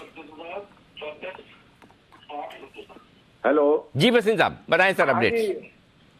कही अनिल जी, सुबह के लो से तो काफी अच्छी रिकवरी आ गई, शानदार, बहुत ही बढ़िया। यही होता है ना सर, जब आपको फियर है तभी आप पैसा कमाओगे ना। इंटरडे में भी पैसा बना है और जिसमें कटना था वो सुबह कट गया, मैं कुछ कह नहीं सकता। तो अभी भी मैं सोचता हूँ इंडिया आउट परफॉर्मर है, लेने की चेष्टा कीजिए। आज आपने देखा है ऑटोज में फिर रंगत है, बैंक्स में फिर रंगत है, तो मेरे को तो बाय आइडियाज ही दिख रहे हैं। कल वाले आपका रिलायंस आपको जो दिलाया था 2664 बिक गया। HDFC बैंक में बने रहिए। Hero Moto will be an outperformer. अब आपके लिए 2 पिक्स हैं, आप कहे तो मैं शुरू करूं। जी हाँ सर, प्लीज बताएं। तो देखिए अनिल जी, मैं कन्विंस्ड हूं, फिर एयरपोर्ट जाके मुझे एक ही चीज दिखती है कि जिस तरह से एयरपोर्ट कैपेसिटी एक्सपैंड हो रही है, GMR will double it's existing infrastructure in Delhi. और जो मेरी उनसे वार्तालाप हुई वो कह रहे हैं मलेशिया और इंडोनेशिया में they are expanding very fast. Air travel is become like how, और ये अभी खुलना है अनिल जी, अभी तो ये चलना है एयर ट्रैवल। आपको पता है 2 साल की बंदी आ चुकी है और GMR में मुझे कोई 2 राय नहीं कि ये इसका भाव तो 55-60 रुपए जाएगा। अभी 34, 34.5 में लीजिए, 38.5 का टारगेट, 32.5, 33 का 32.5 और 33.25 में आप स्टॉप लॉस रख सकते हैं। लेकिन ये लेने वाले शेयर है, लगे रखने वाले। दूसरा पिक है अनिल जी, देखिए स्टील के प्राइसेस बढ़ने को हैं, ये फर्स्ट को ही बढ़ जाएंगे क्योंकि आपकी जो लोकल इनपुट कॉस्ट है that is reduced but margins will expand and exports will do well. और मुझे लगता है government is going to remove the ban. तो 80 रुपए में SAIL is giving you a very good entry point. 78.25 का stop loss है, 85 का टारगेट।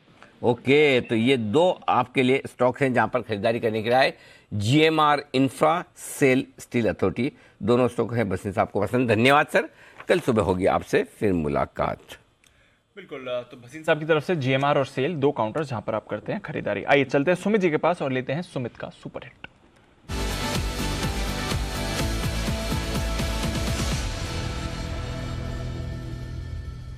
बताएं सुमित जी। दिवांशु बाय का स्टॉक है। मार्केट के अंदर 200-225 पॉइंट की गिरावट है, लेकिन ये स्टॉक कल का हाई ब्रेक कर रहा है। स्टॉक का नाम है, स्टॉक का भाव है 283। स्टॉक का नाम है इंडियन होटल। इंडियन होटल कल का हाई ब्रेक कर चुका है, रिसेंट के हाई के ऊपर ही है और स्टॉक के अंदर यहां से आने वाले दिनों में 300 रुपए तक के लेवल देखने को मिलने चाहिए। यहां पे CMB पे इंडियन होटल में खरीदारी करें। स्टॉक का जो नीचे में सपोर्ट है 275 के पास है, तो 275 इंडियन होटल का स्टॉप लॉस होगा।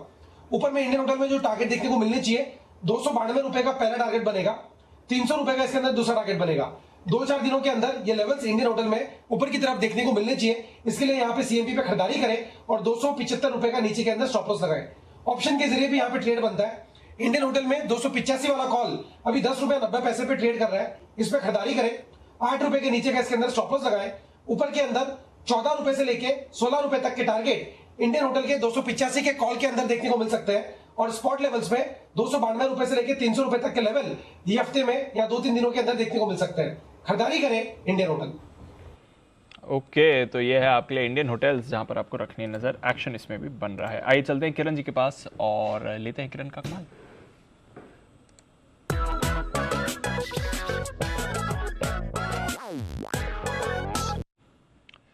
बताएं सर। दीप एक बहुत ही बेहतरीन ऑप्शन स्ट्रेटेजी है जिसका रिस्क टू रिवॉर्ड रेशियो बहुत बेहतरीन है। तो IDFC का 70 रुपए का कॉल ऑप्शन जो कि अभी 30 सर 3 रुपए 25 पैसे के आसपास मिल रहा है, वो लेना है। स्टॉप लॉस रहेगा 2 रुपए 25 पैसे, यानी 1 रुपए का रिस्क रहेगा। और टारगेट्स के लिए पहला 8 का टारगेट रहेगा और दूसरा 9 का। तो अगर रेशो देखते हैं तो बहुत ही बेहतरीन है, 1 रुपए का रिस्क है और लगभग प्रीमियम डबल होता नजर आ रहा है, डबल से ज्यादा प्रीमियम बढ़ता नजर आएगा।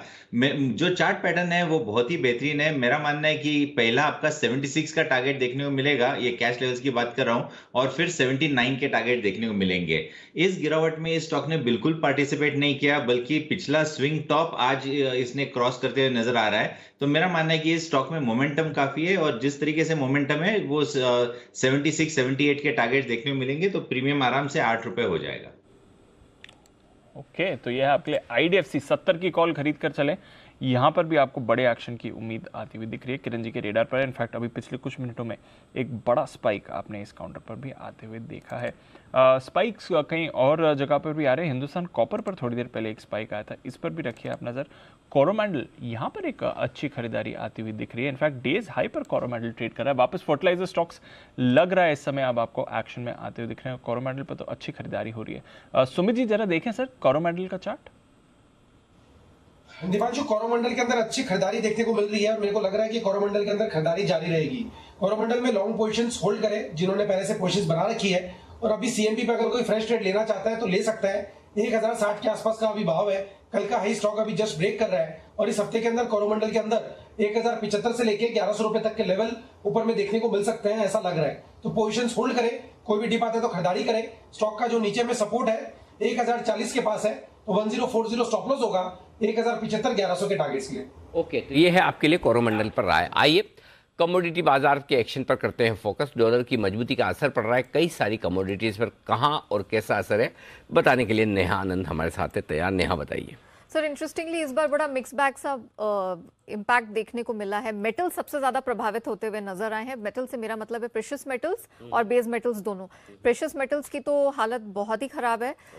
हमारे मार्केट्स में देखा जाए, सोना 1 महीने के लोस पे दिखा है, चांदी 2 साल इनफैक्ट 2.25 साल के लोस पर चली गई नीचे। सोने चांदी से लोगों का मोह भंग हो गया है, किसी को लेना नहीं है। अब पैसा वहां नहीं लगा रहे, सारा पैसा है डॉलर इंडेक्स की तरफ बढ़ता चला जा रहा है। इससे पहले भी जो CFTC का डेटा था वो इस बात की तरफ इशारा कर रहा है कि लोगों का डॉलर की तरफ सोना नहीं खरीद के डॉलर खरीद रहे हैं, डॉलर में ज्यादा। और ऐसी जब कभी भी पवेल साहब की तरफ से कुछ बयान आ जाते हैं या कभी भी ऐसा इंडिकेशन मिल जाता है कि और ब्याज दरें यहां से बढ़ाएंगी, तो ऑटोमेटिकली अब सोने चांदी की तरफ वैल्यू कम हो रही है। लोगों को करेंसी और डॉलर सबसे ज्यादा अपील कर रहा है। इनफैक्ट यूरो में भी, पाउंड में भी नहीं। यूरो का तो सर मैं CFTC डेटा पिछले हफ्ते का देख रही थी, शॉर्ट पोजीशंस 2 साल के मल्टी ईयर हाइस पे चली गई हैं शॉर्ट पोजीशंस, और कहीं नहीं। सारा भरोसा डॉलर इंडेक्स की तरफ बढ़ता हुआ दिखाई दे रहा है। करेक्ट। थोड़ा सा वहां से निकलता है तो ऑफ कोर्स इक्विटी मार्केट में तो लगातार रुझान बना ही हुआ है। मेटल्स की अगर बात करें तो इसकी तो हर तरफ से पिटाई हो रही है। एक तो क्लैरिटी नहीं मिल रही है कि चाइनीज डिमांड सामने से निकल के आएगी नहीं आएगी। हीट वेव की समस्या, कोविड के तमाम तरह के रिस्ट्रिक्शंस हैं।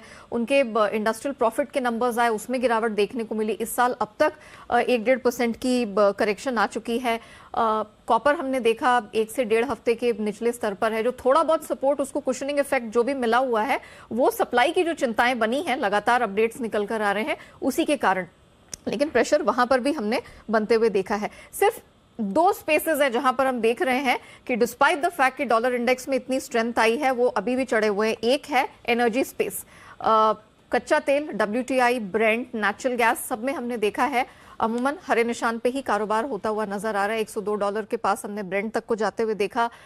ओपेक लगातार इस तरह के बयानबाजी करते चला जा रहा है कि हम मार्केट बैलेंसिंग की तरफ इशारा करेंगे, और ये इनका कैच फ्रेज है जब उनको उत्पादन में कटौती करनी होती है। तो ये सारे फैक्टर्स है जो डरा रहे हैं मार्केट को। नेचुरल गैस में तो हम देख ही रहे हैं, रूस की सप्लाई नहीं है, नॉर्वे में आउटेजेस की समस्या है, यूरोप की हालत बहुत खराब है। ये सारे फैक्टर्स नेचुरल गैस की तेजी को हवा दे रहे हैं। एंड एग्री कमोडिटीज, दुनिया भर में जो सूखे के हालात बन गए हैं, फिर चाहे वो अमेरिका हो, यूरोप हो, एशिया हो, उसकी वजह से उत्पादन घटने की चिंता बन गई है। और यही कारण है मक्का, गेहूं, कॉटन, चीनी, कॉफी सब यहां पर तेजी दिखा रहे हैं। तो डॉलर की मजबूती से लगाम जरूर लगी है इनकी तेजी पर, लेकिन they are not all and all out. लाल निशान में तो नहीं है कम से कम। ओके, तो ये है आपके लिए मेटल्स पर क्यों आज इनफैक्ट बाकी कमोडिटीज पे भी प्रेशर बना था। अब उतनी खराब सिचुएशन नहीं है, बट डेफिनेटली यहाँ पर रखिए नज़र। इस बीच नज़र रखिए लुपिन पर, और बंसल जी अगर आप लुपिन का चार्ट देखें, स्प्राइसेल नाम की जेनेरिक दवा है, डेसाटनिब जो इसका मॉलिक्यूल है, इसके रिवाइज्ड एप्लीकेशन को यूएस एफडीए से मंजूरी मिल गई है। बंसल जी नहीं, बंसल जी और तो कुणाल जी कर देंगे।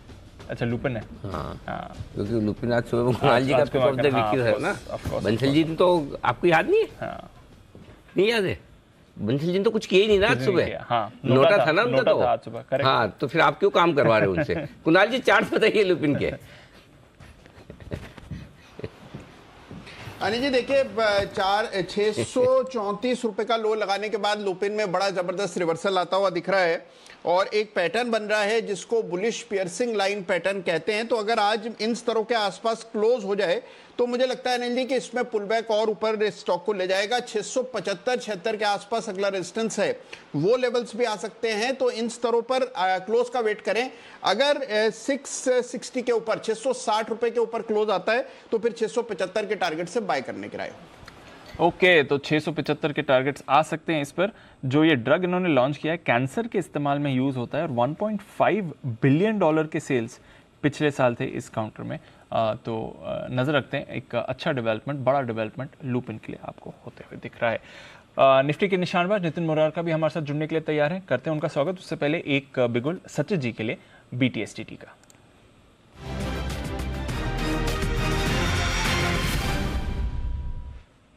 बताएं सर। दीपांशु, यहाँ पर पीवीआर का डेटा सुबह से काफी शानदार है। इनफैक्ट जिस तरीके से इसने डेली चार्ट पे एक बुलिश हैमर बनाने की प्रोसेस बनाई है, तो मुझे लग रहा है अगले कुछ दिनों के लिए यहाँ पे एक अच्छी पुल बैक रैली नजर आनी चाहिए। जिस तरीके से 1800 का एक थ्रेशोल्ड था वो इसने मेंटेन किया अपने 200 डे एक्सपोनेंशियल मूविंग एवरेज के आसपास। एक इंट्राडे स्विंग बनाने के बाद जो उछाल बनाया है, मुझे लग रहा है वो कंटिन्यूड ही रहना चाहिए। On the higher side immediately मुझे लग रहा है कल के सत्र में 1865 के आसपास के स्विंग्स बन सकते हैं। तो खरीदारी करनी है पीवीआर के फ्यूचर में। स्टॉप लॉस आपको लगाना है अराउंड 1808 पे एंड फ्रेश एडिशंस करने हैं पीवीआर के फ्यूचर्स में। तो करेक्शन के बाद अब पीवीआर पर खरीदारी की राय आ रही है। इनफैक्ट डेज हाई पर पीवीआर ट्रेड करते हुए आपको दिख रहा है, तो इस पर भी रखिए नजर। एक्शन में आ रहा है काउंटर। आइए करते हैं स्वागत निफ्टी के निशानबाज नितिन मुरारका का।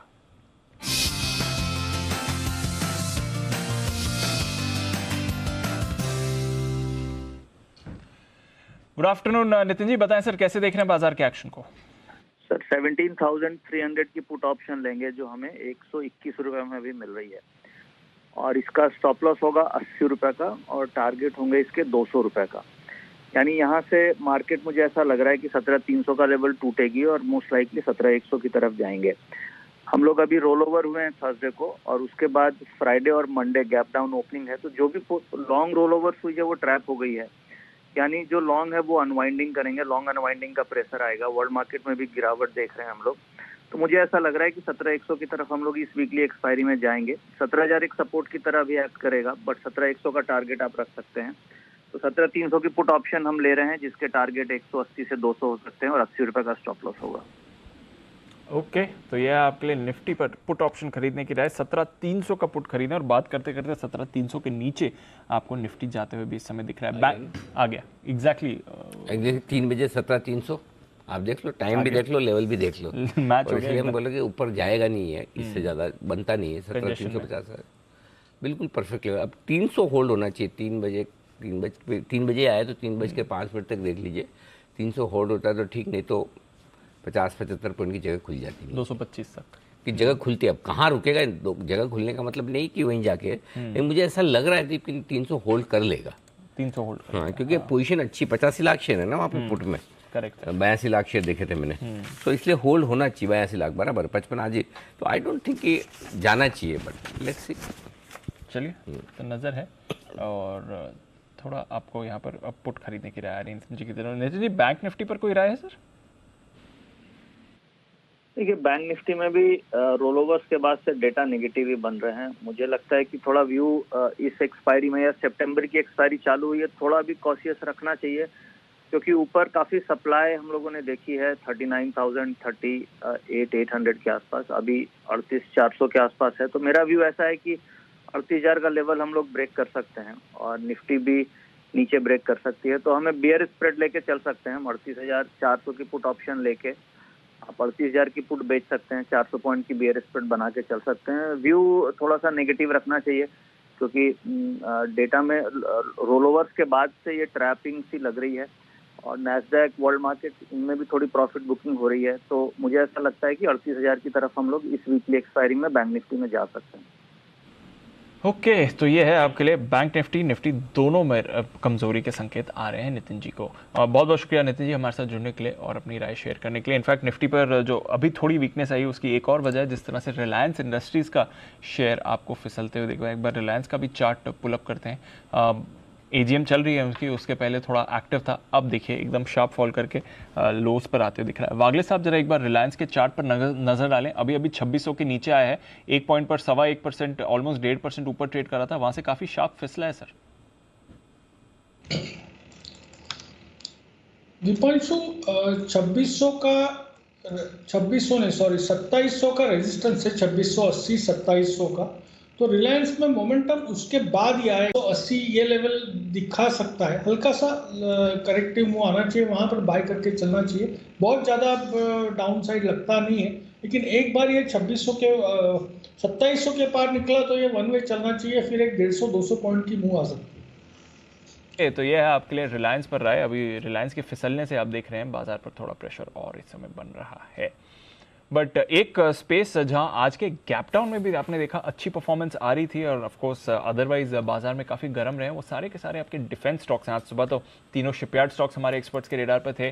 BEL 52 वीक हाई पर है, HAL में अच्छी तेजी बन रही है। चल क्या रहा है जो ये सारे डिफेंस स्टॉक्स तेजी में, समझते हैं आशीष के साथ। आशीष बताइए क्या चल रहा है? दीपांशु, तीसरी जो इंडिजिनाइजेशन की लिस्ट है वो जारी होगी, इसके बाद से हमने देखा है कि काफ़ी बड़ी तेजी सभी स्टॉक्स में देखने को मिली। लगातार हमने देखा है कि करीब करीब अगर आप देखें तो 2000 से ज़्यादा ऐसे प्रोडक्ट्स हैं, 2500 ऐसे प्रोडक्ट्स हैं जिनकी लिस्ट ऑलरेडी जारी हो चुकी है। यानी अब इनकी जो सोर्सिंग भारत सरकार करेगी पूरी तरीके से घरेलू मैन्युफैक्चरिंग ही होगी, इसके इंपोर्ट पर पूरी तरीके से सख्ती लगी है, बैन लग गया है। अब जो लिस्ट आई है इसमें 780 प्रोडक्ट हैं, एक एक करके सभी के बारे में बताता हूँ। इसमें पहले अगर आप देखें तो सुखोई 30 है, जैगुआर फाइटर्स हैं, लाइट कॉम्बैट एयरक्राफ्ट्स हैं और सबमरीन सिस्टम शामिल है, जिसके चलते हमने देखा है कि जितने भी डिफेंस वाले स्टॉक्स हैं सब में आप देखें कि काफ़ी बढ़िया तेज़ी देखने को मिल रही है। एस्ट्रा माइक्रोवेव हो, HAL हो, BDL हो या साथ में आप बालचंद नगर जैसे भी स्टॉक्स में अगर आप देखें तो काफ़ी बड़ी तेज़ी आ रही है, क्योंकि पूरे डिफेंस स्पेस को अब लग रहा है कि जो ऑर्डर आएंगे वो काफ़ी ज़्यादा अच्छे तादाद में हो सकते हैं, इसके लिए सभी स्टॉक्स में तेज़ी है। तो 780 और इक्विपमेंट की लिस्ट आ गई। 780 और साइज कितना, ऑर्डर कितना आएगा ये तो बताओ सर। ये तो पूरा घरेलू ही है जितने भी हैं। नहीं घरेलू तो है। हाँ। साइज कुछ अंदाजा लग रहा है 10, 15, 20, 25 हजार करोड़ कितना होगा? ये नहीं साइज का अंदाजा अभी तक नहीं लग पा रहा है। हाँ। लेकिन ये एकदम से नहीं होगा, चरणबद्ध तरीके से होगा। अभी जैसे दिसंबर से लेके दिसंबर 2028 तक, तब तक धीरे धीरे इसके सिस्टम में और एडिशंस होते रहेंगे, लेकिन ये लिस्ट लंबी होगी। पहले कैसा होता था कि हम जितने भी डिफेंस चीजें लेते थे सब इम्पोर्ट करते थे, अब इनको क्लैरिटी है कि नहीं ऑर्डर नहीं मिलेंगे। इसमें एक बड़ी चीज़ है, दो बड़ी चीज़ है। एक तो ये कि सारा लोकल प्रोडक्शन होगा और दूसरा है कि इंटरनेशनल मार्केट ग्लोबली जो ये वेपन्स माफिया है वो बड़ा स्ट्रॉन्ग है, बहुत स्ट्रॉन्ग है। सारे एक दूसरे के देशों में बेचने करने का वो धीरे धीरे उनका रोल एकदम खत्म हो जाएगा। हाँ खत्म हो जाएगा। वो दिखता है, वो बड़ा बजट होता है सारी सरकारों का। इनफैक्ट अगर आप डिफेंस एक्सपेंडिचर के भी वो देखें जो एस्टिमेट्स हैं तो ऑलमोस्ट 10 लाख करोड़ की खरीदारी होने वाली है अगले 5 साल में। तो उसमें जैसे जैसे आप इंडियन कंपनीज का शेयर बढ़ते देखेंगे सर, के लिए तो जबरदस्त क्या है, दो तरीके से डिफेंस पे खर्च होता है। एक तो वो बड़े देश जो अपनी दादागिरी बताने के लिए डिफेंस में बड़ा खर्च करके अपने मतलब तैयार रखते हैं कि हमारे पास इतने लड़ाकू विमान है, इतने जहाज है, इतने सैनिक है, ये वो सब, उसके लिए उनको दादागिरी जमानी। करेक्ट। दूसरा ये होता है कि जिनकी मजबूरियां हैं कि उनके पास पड़ोसी देशों से मतलब किसी न किसी तरह से टकराव चलते रहते हैं, उनको अपना डिफेंस में करते, जैसा कि मैं कई बार जाता हूँ, जैसे आप यूरोप घूमने गए बाय रोड जाएं आपको पता ही चलता, कब से एक देश से दूसरे देश में घुस गए। Absolutely. कोई बॉर्डर नहीं, कुछ नहीं, ऐसे निकल के निकल, मतलब नाम के लिए वो पासपोर्ट भी इतने देशों में एक ही वाला वीज़ा चल जाता है। Correct, exactly. तो उनका बहुत सारा बड़ा पैसा ऐसा है, लोग कहते हैं ना वो बड़ा साफ सुथरा है, बड़ी रोड्स ऐसी है, बड़ी बिल्डिंग ऐसी है, क्योंकि उनको डिफेंस में खर्चा ही नहीं, पुलिस दिखती नहीं। एग्जैक्टली। उनके वहाँ सब झंझट ही नहीं है, पॉपुलेशन कम है, तो बड़ा फायदा उनको, बड़ा फायदा, तो बिल्कुल। उसमें उनका काम हो जाता है। हमारे यहाँ ये सब चीज़ों में बड़ा पैसा खर्च होता है। सोचो अगर डिफेंस पे इतना बड़ा पैसा हमारा आसपास के दूसरे देशों का जाता है, अगर वही पैसा आपका इंफ्रास्ट्रक्चर में काम आ जाए, देश के अंदर काम आ जाए, तो क्या हो जाए, क्या नहीं हो जाए, पूरी सिचुएशन ही अलग जाएगी। यही है। आप यूरोप में देखो, एक से दूसरे देश में घुसो पता ही नहीं चलेगा, बॉर्डर भी आई है, खाली वो थोड़ा रुकाते हैं तो आपको आइडिया लगता है, नहीं तो ऐसे निकल गया खटाक से आराम से। तो ये बड़ा फर्क है, बिल्कुल। देखो कब होगा। But defence shares in particular यहाँ पर आपको बड़ी तेज़ी बनती हुई दिख रही है। एक स्टॉक जो सुबह काफ़ी एक्टिव था और रिकवरी में हमने देखा, BEL तो अच्छा था ही, BHEL भेल, इस पर भी एक बार जरा राय ले ली जाए। ये काउंटर भी एक्टिव है, हालांकि अब डेज हाई से थोड़ा स्लिप ज़रूर हुआ है BHEL, बट यहाँ पर अभी भी अच्छे मूव दिख रहे हैं। सुमित जी जरा एक बार BHEL देखिए, सुबह को एक बार 61 का लेवल भी छू लिया था, बट ज़्यादा दूर नहीं है वहाँ से इस समय। क्या रहा है सर इस चार्ट पर? दीपांशु, आने वाले दिनों में BHEL के अंदर और ऊपर का मूव देखने को मिलेगा।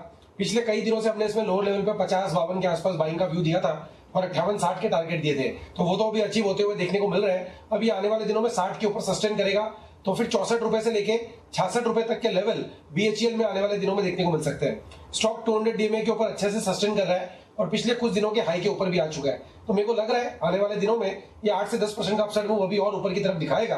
पोजीशंस होल्ड करें, कोई भी डिप आता है तो खरीदारी करें। नीचे में सपोर्ट 55-56 के आसपास बनेगा और ऊपर में टारगेट 64 से 66 तक के देखने को मिल सकते हैं। ओके, तो ये है आपके लिए BHEL, अच्छे मूवमेंट आपको ये काउंटर दिखा रहा है इस समय। बाजार अब 17,300 पर स्टेबल होने की कोशिश आपको करते हुए दिख रहा है। देखते हैं किस तरह का एक्शन इस पर दिखेगा, बट फिलहाल के लिए एटलीस्ट 17,300 पर आपको हल्की फुल्की स्टेबिलिटी बाजार में आती हुई दिख रही है फॉर द मोमेंट एटलीस्ट। यहाँ से फिर थोड़ा मूव आएगा। कोलगेट ये एक इंटरेस्टिंग काउंटर है, बिकॉज रेयरली, बहुत रेयरली इसका चार्ट चेक होता है, बट सुबह जब FMCG की रिकवरी हुई थी तो कोलगेट अच्छे मूव दिखा रहा था और अभी भी देखिए डेज हाई से ज़्यादा दूर ट्रेड नहीं कर रहा है। कुणाल जी, लंबे टाइम बाद कोलगेट फोकस में आ रहा है, वो भी इंटरडे ट्रेड के समय। कोई राय सर इसके चार्ट पर कोलगेट? देखिए चार्ट बहुत अच्छा है दीपांशु, कई सारे ऐसे स्टॉक्स हैं जो बड़े ज़बरदस्त चार्ट हैं उनके, लेकिन चर्चा कम होती है, उनमें से कोलगेट एक है। एक कंजेशन जरूर है 1660 रुपए के आसपास, ये लेवल्स पार हो जाएं तो फिर कोलगेट में आपको एक तेज़ी देखने को मिलेगी 1760, यानी कि 100 रुपए तक की तेज़ी और मुमकिन है। तो जिनके पास पोजीशन है बिल्कुल बने रहें। बाजार में अगर कमजोरी आती है तो भी उसका कोई असर इस पर नहीं पड़ता है, तो 1660 के ऊपर अगर ये जाता है 1760 के टारगेट के लिए बने रहने की राय। 1760 के टारगेट के बने रहने की राय है कोलगेट पर। ये काउंटर आपको बढ़िया मूव इस समय दिखा रहा है। इनफैक्ट FMCG में जब भी रिकवरी आई थी कोलगेट ही सबसे आगे आपको काउंटर दिख रहा था और अभी भी वैसी ही मूव्स आपको कोलगेट पर आती हुई दिख रही हैं। थोड़ी मूव्स वीकनेस की आपको कुछ काउंटर्स पर और आ रही हैं। टाटा एलेक्सी आज काफ़ी तेज़ी से टूटा है। इनफैक्ट जब से इसने 10,000 का स्तर छुआ है वहाँ से देखिए 1,500 रुपये की गिरावट इसमें काफ़ी तेज़ी से आ गई। बाकी IT के साथ साथ ये भी अब काफ़ी तेज़ी से फिसल रहा है और आज डेज लो पर टाटा एलेक्सी इस समय ट्रेड करते हुए दिखेगा। किरण जी, कोई राय अब टाटा एलेक्सी के चार्ट पर? 1,500 रुपये का फॉल हो चुका है जहाँ जिन लेवल तक गया था, अब क्या व्यू बनता है सर? देखने को मिल जाना चाहिए 10,000 के ऊपर। जब ये स्टॉक गया उसके बाद बहुत यूफोरिया देखने को मिला था, बहुत चर्चा हुई थी, तो उधर थोड़ा सा डिस्ट्रीब्यूशन हुआ है, वॉल्यूम्स भी उस लेवल्स पे बहुत ज़्यादा हुए थे। मेरा मानना है कि थोड़ा सा अभी नीचे में हम सपोर्ट के नज़दीक आ रहे हैं, पर 8,500 के आसपास अगर आता है तो बिल्कुल बाय करने की सलाह होगी। ज़्यादा दूर नहीं है करंट लेवल से, पर वो अच्छे सपोर्ट लेवल्स हैं। एक और काउंटर है कैश मार्केट का जो अच्छे मूव दिखा रहा है, वो है एजिस लॉजिस्टिक्स। जरा इसका चार्ट भी एक बार देखें। बंसल जी जरा आप देखें सर, एजिस लॉजिस्टिक्स का चार्ट आज ऑलमोस्ट 10% की मूव एजिस लॉजिस्टिक्स में आपको आती हुई दिख रही है। 292 293 के लेवल पर इस समय आ रहा है। जरा देखें सर इसका चार्ट। दीपांशु, बेहतरीन टेक्निकल चार्ट है। जिनके पास है क्लियरली होल्ड की राय है और हल्की फुल्की करेक्शन पे अगर स्टॉक थोड़ा सा नीचे मिल जाए 279 277 के अराउंड तो खरीद के होल्ड करना चाहिए। 320 330 की तरफ स्टॉक जा रहा है, तो 320 330 के टारगेट के लिए एजिस लॉजिस्टिक्स में खरीदारी की राय है। तो एजिस लॉजिस्टिक्स में भी आपको खरीदारी की राय बन रही है, काफ़ी एक्टिव हो रहा है काउंटर। एक और स्टॉक जो एक्टिव हो रहा है तेजस नेटवर्क्स, इस पर रखिए नज़र। तेजस नेटवर्क्स, नेल्को, टाटा कम्युनिकेशंस, ये सारे के सारे काउंटर्स आपको अच्छी तेज़ी में दिखे हैं। आज ही का मूव तेजस नेटवर्क्स में देख लीजिए, 11% की तेज़ी आपको तेजस में आती हुई दिख रही है। पिछले 5 दिनों में 25% दौड़ चुका है ये काउंटर, तो वन वे मूव तेजस नेटवर्क्स में आपको आती हुई दिख रही है। इनफैक्ट जो 17 जनवरी का लो था वहाँ से अगर आप कैलकुलेट करें तो लगभग 50% की तेज़ी आपको तेजस नेटवर्क्स में आती हुई दिख रही है। सुमित जी, तेजस नेटवर्क्स क्या चल रहा है सर? कुछ समय पहले 400 का लेवल था, आज 600 प्लस है। देवांशु, ये स्टॉक में अच्छी तेजी देखने को मिल रही है। ये स्टॉक पिछले 7 दिनों से लोअर लेवल से हर रोज तेजी दिखा रहा है और आज का मूव तो कुछ एक्स्ट्रा ऑर्डिनरी है, जिसके अंदर रिसेंट के हाई, इनफैक्ट अप्रैल के हाई ब्रेक होते हुए देखने को मिल रहे हैं। तो स्टॉक के अंदर 600 के ऊपर क्लोजिंग देखने को मिलने पे स्टॉक के अंदर मोमेंटम और बढ़ेगा और 650 रुपए से लेके 660 रुपए तक के लेवल आने वाले दिनों में तेजस के अंदर देखने को मिल सकते हैं। पोजीशन होल्ड करें, ट्रेलिंग स्टॉप लॉस का यूज करें, 600 के नीचे का ट्रेलिंग स्टॉप लॉस लगाएं और ऊपर में 40 से 50 रुपए की तेजी स्टॉक में और देखने को मिल सकती है। ओके, तो यह है आपके लिए तेजस नेटवर्क्स, और भी बड़ी तेजी दिख सकती है। इनफैक्ट अनिल जी हमारे रेडार पर भी है टाटा कम्युनिकेशंस, तो ऑब्वियसली कमाल कर रहा है सर, करेक्ट, बट तेजस, नेल्को, इन दोनों काउंटर्स में भी जबरदस्त तेजी है, स्पेशली तेजस। दोनों रखने चाहिए, तेजस तो बेचना ही नहीं चाहिए। तेजस ये मैं बहुत बुलिश हूँ, क्योंकि ये जो 5G और उसके बाद टाटा ये टेलीकॉम में जो एक्शन पूरा हो रहा है ना, टाटा कम्युनिकेशन और तेजस दोनों को बहुत फ़ायदा मिलेगा। सो आई थिंक हम लगातार जब ये टाटा ने एक्विजिशन किया था तब से मेरे ख्याल 235 रुपए के आसपास डील हुई थी, इफ आई एम राइट, मुझे याद है लगभग। उस समय 350 पौने 400 गया था, उसके बाद जोर से गिरा भी, वापस 250 रुपए के आसपास आए, लोग बड़े परेशान हुए। आई थिंक ये तो स्टॉक है, लेके रख लो। हाँ, 100% इन्वेस्टमेंट ग्रेड स्टॉक है। अगर आप बैलेंस शीट देखेंगे, वैल्यूएशन देखेंगे, कमाई देखेंगे तो आपको लगेगा बहुत महंगा है, वो है भी, लेकिन इसके फ्यूचर प्रोस्पेक्ट्स को देख के आपको टाटा कम्युनिकेशन के साथ जोड़ के इसको देखना चाहिए। तो आई थिंक है, जिसके पास भी है उसे होल्ड करना चाहिए 100%। तेजस नेटवर्क, तेजस, नेल्को में भी अच्छी तेजी, बट नेल्को और तेजस में आप मुझे पूछेंगे तो मैं बिजनेस के हिसाब से आप देखोगे, जो एग्जिस्टिंग बिजनेस है उस हिसाब से आपको नेल्को ज़्यादा अच्छा लगेगा, और जो फ्यूचर प्रोस्पेक्ट्स के हिसाब से वो तेजस ज़्यादा अच्छा है। दोनों टाटा की कंपनी है, दोनों टाटा की कंपनी, और टाटा कम्युनिकेशन तो है हमारा वो तो खैर, वो तो स्पेशल परचेज दोनों। वो टाटा कम्युनिकेशन स्पेशल परचेज इसलिए कि वो थोड़ा बड़ा स्टॉक है, जहाँ सेफ्टी ज़्यादा है। राइट सर, उस हिसाब से। चलिए, तो ये है आपके लिए Tejas, Nelco and of course Tata Communications पर तो भरोसा बना ही हुआ है। बट भारतीय एयरटेल में आप देख रहे हैं नेगेटिव थोड़ा आज एक्शन बना हुआ है। इनफैक्ट आशु जी, आज रिलायंस की एजीएम भी है, वहाँ से कुछ कमेंट्स भी आए 5G रोल आउट को लेकर, जिसके बाद हमने देखा रिलायंस पर भी इम्पैक्ट आया, थोड़ा भारतीय एयरटेल पर भी इम्पैक्ट आया। सर, काफ़ी समय से आपसे राय नहीं लिए भारतीय एयरटेल पर, कोई व्यू इस समय 720 का लेवल? दीपांशु, ये अभी पिछले महीने भी हमने 705-10 के अराउंड लिया था और उसमें 25-30 रुपए की मूवमेंट आई थी, फिर उस लेवल के पास आने वाला है। मुझे 700 के नीचे लगता ही नहीं है भारतीय अब, और जितना मर्जी हो जाए। तो अभी अगर क्लोजर टू 700 आता है, एंड प्रॉब्ली टुडे आल्सो 720 भी could be a good price, but I think ये इसमें ना बहुत बड़ा मोमेंटम नहीं बनता कि एक इंट्रा मंथ के अंदर ही कुछ बहुत ज्यादा मोमेंटम बन जाए। So again this has become a slow mover with a positive bias, definitely good investment पे। तो मुझे लगता है कि इसमें जो 700, 740 या 700, 750 का स्प्रेड बनता है ना दीपांशु, मैंने ज्यादा शेयर नहीं किया, थोड़ा सा बोरिंग ट्रेड है, लेकिन हम पिछले 3 महीने से ऑलमोस्ट बना रहे हैं वो स्प्रेड, और वो हर बार पैसे देके जाता है। तो थोड़ा बोरिंग स्प्रेड है, कुछ नया नहीं है, इसलिए कुछ लोग सब नया सुनना चाहते हैं। बट अदरवाइज इस महीने भी आप 700 की कॉल ले लो, 750 की 2 बेच दो, 800 तक सेफ है। ये 700, 750 के रेंज में बहुत अच्छी मूवमेंट देता है और ट्रेंड पॉजिटिव है। तो आई थिंक ऐसे ट्रेड तो बहुत अच्छे ट्रेड होते हैं। दीपांशु, बहुत लोग ना ऑप्शन नहीं, सब अभी मैंने एक चीज बहुत इंपॉर्टेंट बोली कि अच्छा लगना या बुरा लगना या व्यू होना अलग बात है, ट्रेड क्या और कैसे करना है। अगेन दीपांशु, मैं बोल रहा हूं कि आने वाले टाइम में और जितना फ्यूचर लुकिंग फॉरवर्ड, ये कैसे वाला ट्रेड बहुत इंपॉर्टेंट हो जाएगा। Somebody has to be in derivatives, plain vanilla investing is different. तो कैसे इज मोर इंपॉर्टेंट। अगर ये 4 महीने 6 महीने 700, 750 के 700 के बीच में रहता है, 10-10, 20-20 रुपए बढ़ता भी है, तो आई थिंक इस तरह के स्प्रेड बहुत प्रॉफिट देके जाते हैं। सो आई थिंक ये बहुत इंपॉर्टेंट है कि कैसे करना है। Deepanshu, probably I be pushing और highlighting this word more, because उसका लॉजिक है कि अगर डेरिवेटिव में रहना है तो समझना पड़ेगा कि क्या करना है। तो ये आपके लिए भारतीय एयरटेल अच्छा व्यू है, पोजिशनल व्यू अगर लेकर चलें, रोज उतार चढ़ाव से आप परेशान नहीं हो, तो ये 720 पर भी अच्छा एक्यूमुलेशन के लेवल है। कुछ ज़्यादा परेशानी आशु सर को उस पर दिख नहीं रही है भारतीय एयरटेल, जहाँ तक उसका सवाल है। बट बाजार में थोड़ा एक्शन आपको बना है। 300 पर हमारा बाजार स्टेबल है, थोड़ा डाउ फ्यूचर्स में गिरावट आपको ज़्यादा दिख रही है। ऑलमोस्ट अब 300 पॉइंट नीचे आपको डाउ फ्यूचर्स आते हुए दिख रहे हैं, बट उसका इम्पैक्ट आप नहीं देख रहे हैं। थोड़ी देर पहले भी हम देख रहे थे 250 देखिए ये डेटा का कमाल है, डाउ गिरते गिरते 100 पॉइंट और आ गया, 200 से 300 आ गया, लेकिन हम 17,300 नहीं तोड़े। तो वो 17,300 पे जो 82 लाख शेयर पुट खड़े हैं ना, वो सपोर्ट दे रहे हैं। इसलिए आप भी 17,360, हम जब शुरुआत की 60 के आसपास देखते 17,360 से आप 60 पॉइंट आए, लेकिन इंपॉर्टेंट लेवल होल्ड करके बैठे हैं अभी तक। तो आई थिंक ठीक है, अब आखिर के 10-15 मिनट में कुछ भी थोड़ा बहुत हो जाए, बट ओवरऑल ठीक है, ऐसा बुरा हाल नहीं है।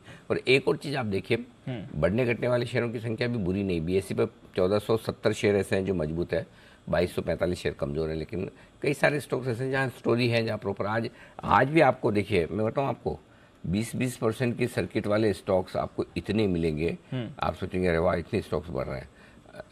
मतलब रामा फॉस्फेट 20% ऊपर है, लोकेश मशीन्स 20% ऊपर है, मैक्स इंडिया ये 20% मुझे ऊपर दिख रहा है। सारे डिफेंस स्टॉक्स की तो आपने जिक्र किया ही है, शिपिंग वाले सारे मजबूत हैं। एक और पेपर स्टॉक्स देखिए, सारे पेपर स्टॉक 5 से 7%। आपको याद होगा, हमने कल परसों हमने लास्ट वीक हमने स्टोरी की थी कि 5% दाम वापस 1 सितंबर से पेपर के बढ़ रहे हैं। पेपर स्टॉक आप सारे के सारे यहाँ पर बढ़िया तेजी बनती हुई दिख रही। तो ये स्टॉक्स अच्छे एक्शन में आ रहे, तो जहाँ खरीदारी है वहाँ पर है। Andhra Paper, West Coast Paper, Seshasayee Paper, सारे पेपर स्टॉक्स मौजूद हैं। ज़बरदस्त मूव आ रही है बिल्कुल। तो बाजार का फोकस बना हुआ है कुछ काउंटर्स पर। अब वही बात है, आप फ्रंट लाइन देख रहे हैं, मिड कैप देख रहे हैं, वहाँ पर आपको थोड़ी नज़र पड़ेगी। स्टॉक स्पेसिफिक एक्शन है बेसिकली इस बाजार में, बट अगर आप सही मौके ढूंढ रहे हैं और अच्छे लेवल्स पर आपकी एंट्री है तो फिर अच्छे पैसे भी आपके बन रहे हैं इस बाजार में। पॉली मेडिक्योर, जैन साहब आज सुबह इसके बारे में बात भी कर रहे थे, ये काउंटर भी 11% ऊपर है। मजगांव डॉक तो सुबह से ही एक्शन में है। एजिस लॉजिस्टिक्स जहाँ पर अभी थोड़ी देर पहले बात भी हुई थी, किरण जी की भी रिकमेंडेशन लिस्ट में था। इनफैक्ट पिछले हफ्ते ही किरण जी एजिस लॉजिस्टिक्स आपके रेडार पर भी था, आपने रिकमेंड भी किया था। टारगेट आगे सर कोई अपडेट देना है इस पर?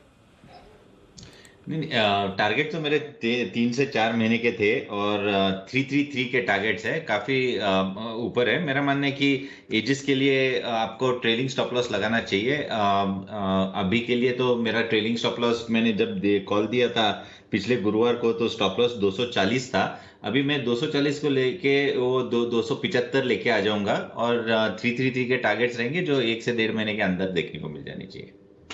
यह है आपके लिए राइट। जहाँ तक एजिस लॉजिस्टिक्स का सवाल है, किरण जी का भी अच्छा भरोसा है इस पर। और पॉली मेडिक्योर, इसको पुल अप करते हैं। सिद्धार्थ जी ने रिसेंटली ये काउंटर रेकमेंड किया है, जैन साहब के भी रेडार पर था और ज़बरदस्त स्पाइक इस काउंटर पर आ रहा है। इनफैक्ट फ्रेश मूव अभी अभी पॉली मेडिक्योर के चार्ट पर आपको आती हुई दिख रही है। सुमित जी जरा नजर डालें सर पॉली मेडिक्योर पर। हाँ, जो स्टॉक के अंदर बाइंग बन रहा है, स्टॉक के अंदर पोजीशंस होल्ड करें। 860 के आसपास का भाव है, 200 DMA लेवल स्टॉक ब्रेक कर रहा है और आज की कैंडल बहुत स्ट्रॉन्ग कैंडल फॉर्म हो रही है और पिछले कई महीनों के हाई के ऊपर आ चुकी है। स्टॉक के अंदर 900 रुपए तक के लेवल देखने को मिल सकता है और 900 के लेवल ब्रेक हुए तो रैली एक्सटेंड होगी। पोजीशंस होल्ड करें, डिप पे खरीदारी करें और ट्रेलिंग स्टॉप लॉस का यूज करें 900 से 950 तक के टारगेट्स के लिए। ओके, तो यह है आपके लिए पॉली मेडिक्योर। इस बीच नतीजे आ रहे हैं। कुणाल जी चार्ट पुल अप करें। PNG हेल्थ केयर 4160 के लेवल पर स्टॉक ट्रेड करता है, 1.5% नीचे। PNG हेल्थ आय हल्की बढ़ती दिखी है, सिर्फ 11 करोड़ आय बढ़कर आई है, 285 करोड़ से बढ़कर 296 करोड़। मुनाफा यहाँ पर आपका थोड़ा बढ़कर आया, बट अगेन कोई ऐसी ज़बरदस्त बढ़त नहीं रही है। कामकाजी तौर पर आप देखें तो अच्छा एक्शन रहा है, 48 करोड़ से बढ़कर 60 करोड़ का कामकाजी मुनाफा है। मार्जिन एक्सपेंशन इन्होंने दिखाया, 17% से बढ़कर मार्जिन इनके 20% के आते हुए दिख रहे हैं। जरा नजर डालें सर, आय उतनी खास नहीं है बट एटलीस्ट कामकाजी तौर पर ठीक ठाक नतीजे दिख रहे हैं। देखिए दीपांशु, मुझे नहीं लगता कि रिजल्ट के लिहाज से इसमें कोई खास मोमेंटम आपको बनते हुए दिखेगा। काफ़ी समय से ये स्टॉक अंडर परफॉर्म कर रहा है और अगर आप बाकी इस स्पेस की कंपनियों से इसकी तुलना करें तो ये लगातार अंडर परफॉर्म कर रहा है।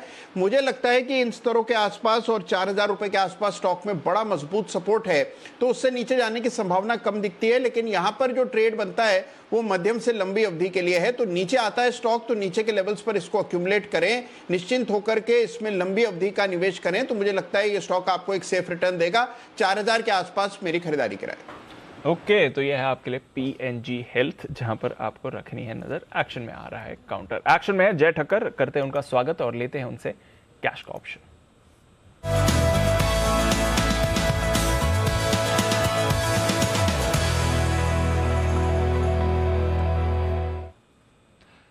स्वागत है जय, गुड आफ्टरनून। पहले तो बताएं, जो सुबह 17,300 की कॉल खरीदवाई थी वहां से बाजार थोड़ा पॉजिटिव एक्शन में आया, फिर ऊपर से फिसला भी है, तो उस कॉल पर क्या करना है? मुनाफा बुक करा है किसी ने या फिर लेवल्स आए हैं, अब क्या राय दे रहे हैं? Very good afternoon to you Deepanshu and very good afternoon to Anil ji. Deep, उसके तो टारगेट हासिल हो चुके हैं, बिकॉज हमारा व्यू था कि निफ्टी 17,330 से लेकर 380 तक के एक बाउंस दिखा सकता है, और आज स्पॉट में अगर स्पॉट का हाई देखे तो 380 ही है, एग्जैक्ट वहीं पे हाई लगाकर वहां से प्रॉफिट बुकिंग देखने मिले, तो वहां पे भी लेवल्स अचीव हुए और कॉल ऑप्शन के भी टारगेट्स हासिल हुए, तो वहां पे तो आई एम श्योर कि प्रॉफिट बुक किया होगा लोगों ने। बट अब मुझे ऐसा लग रहा है कि दीप थोड़ा निफ्टी है ना 17,200 17,400 ये रेंज में आप थोड़ा कंसोलिडेट कर सकता है, मुझे ऐसा लग रहा है। And thereafter maybe अगर 400 के आसपास आता है तो एक अच्छे लेवल से बेचने के एज ऑफ नाउ, अभी तो मिडल ऑफ द रेंज में, तो इसलिए मैं एक स्टॉक ऑप्शन के साथ जाऊंगा दीपांशु। यूनाइटेड स्पिरिट्स का आप 810 के स्ट्राइक का कॉल ऑप्शन खरीदे, मुझे ऐसा लग रहा है कि यहाँ पे आपको एक एक्शन देखने मिलेगा। ये मिल रहा है आपको भी 28 रुपए में, 810 के स्ट्राइक का कॉल ऑप्शन यूनाइटेड स्पिरिट्स का, दैट इज मैकडोवेल, ये 28 रुपए में आप खरीदे। यहाँ पे रिस्क रिवॉर्ड बहुत ही बढ़िया बनकर आ रहा है। यहाँ पे आप स्टॉप लॉस लगाइए 19 रुपए का, 28 पे खरीदे, 19 का स्टॉप लॉस रहेगा दीपांशु। पहला टारगेट जो ऊपर का निकल कर आ रहा है that is 43 and second target will be 50। So 43 and 50 ये दो टारगेट्स के लिए आप खरीदे। मुझे ऐसा लग रहा है कि यूनाइटेड स्पिरिट्स में आपको यही सीरीज में वेरी सून लगभग 850 से 870 तक के लेवल्स आपको स्पॉट में दिखाई देने चाहिए, बिकॉज लास्ट ट्रेडिंग वीक में जो हिसाब से एक्शन ये स्टॉक में देखने मिला है, क्लियरली लॉन्ग बिल्डअप्स हुए हैं, और मुझे ऐसा लग रहा है कि जो भी आज कल में थोड़ा बहुत नीचे आया, this profit booking should be utilise as a buying opportunity, इसमें आपको एक अच्छी तेजी देखने मिल सकती है। यहाँ पे क्लियर कट व्यू है। United Spirits again consumption theme ही इस समय है बाजार में जो फोकस में बनी हुई है, और अब यूनाइटेड स्पिरिट्स पर जय का फोकस आ रहा है। ऑलमोस्ट सपाट ही ये काउंटर ट्रेड करते हुए दिख रहा है। थोड़ी देर पहले रेडिको खितान के चार्ट पर भी नजर गई थी, वहां पर भी कुछ ना कुछ आपको एक्शन बनते हुए दिख रहा है, तो नजर रखिए। इस बीच पॉली मेडिक्योर, जिसकी अभी हम बात कर रहे थे सुमित जी के साथ, 5% और उन लेवल से भाग चुका है, 18.5% ऊपर पॉली मेडिक्योर का चार्ट इस समय है। सुमित जी, कोई लेवल रिवाइज करने सर? 900 लेवल का लेवल तो अभी बात करते करते आ गया, जो 2 मिनट पहले हम बात कर रहे थे इस पर आएगा दीपांशु। को लग ही रहा था कि स्टॉक के अंदर जिस तरह का मूव देखने को मिल रहा है, स्टॉक के अंदर एक तेजी आनी चाहिए। इसके लिए मैंने बड़े मूव के लिए कहा था कि 900 से 950 रुपए तक के लेवल देखने को मिल सकते हैं, सेम डे में आ जाएंगे, ये नहीं सोचा था। तो 900 के ऊपर सस्टेन करने पे रैली एक्सटेंड होगी और ऊपर के लेवल देखने को मिलेंगे। अभी इसके अंदर एक ही ऑप्शन है, ट्रेलिंग स्टॉप लॉस लगा के पोजीशंस को राइट करे। फ्रेश खरीदारी इन लेवल्स पे सजेस्टेड नहीं है।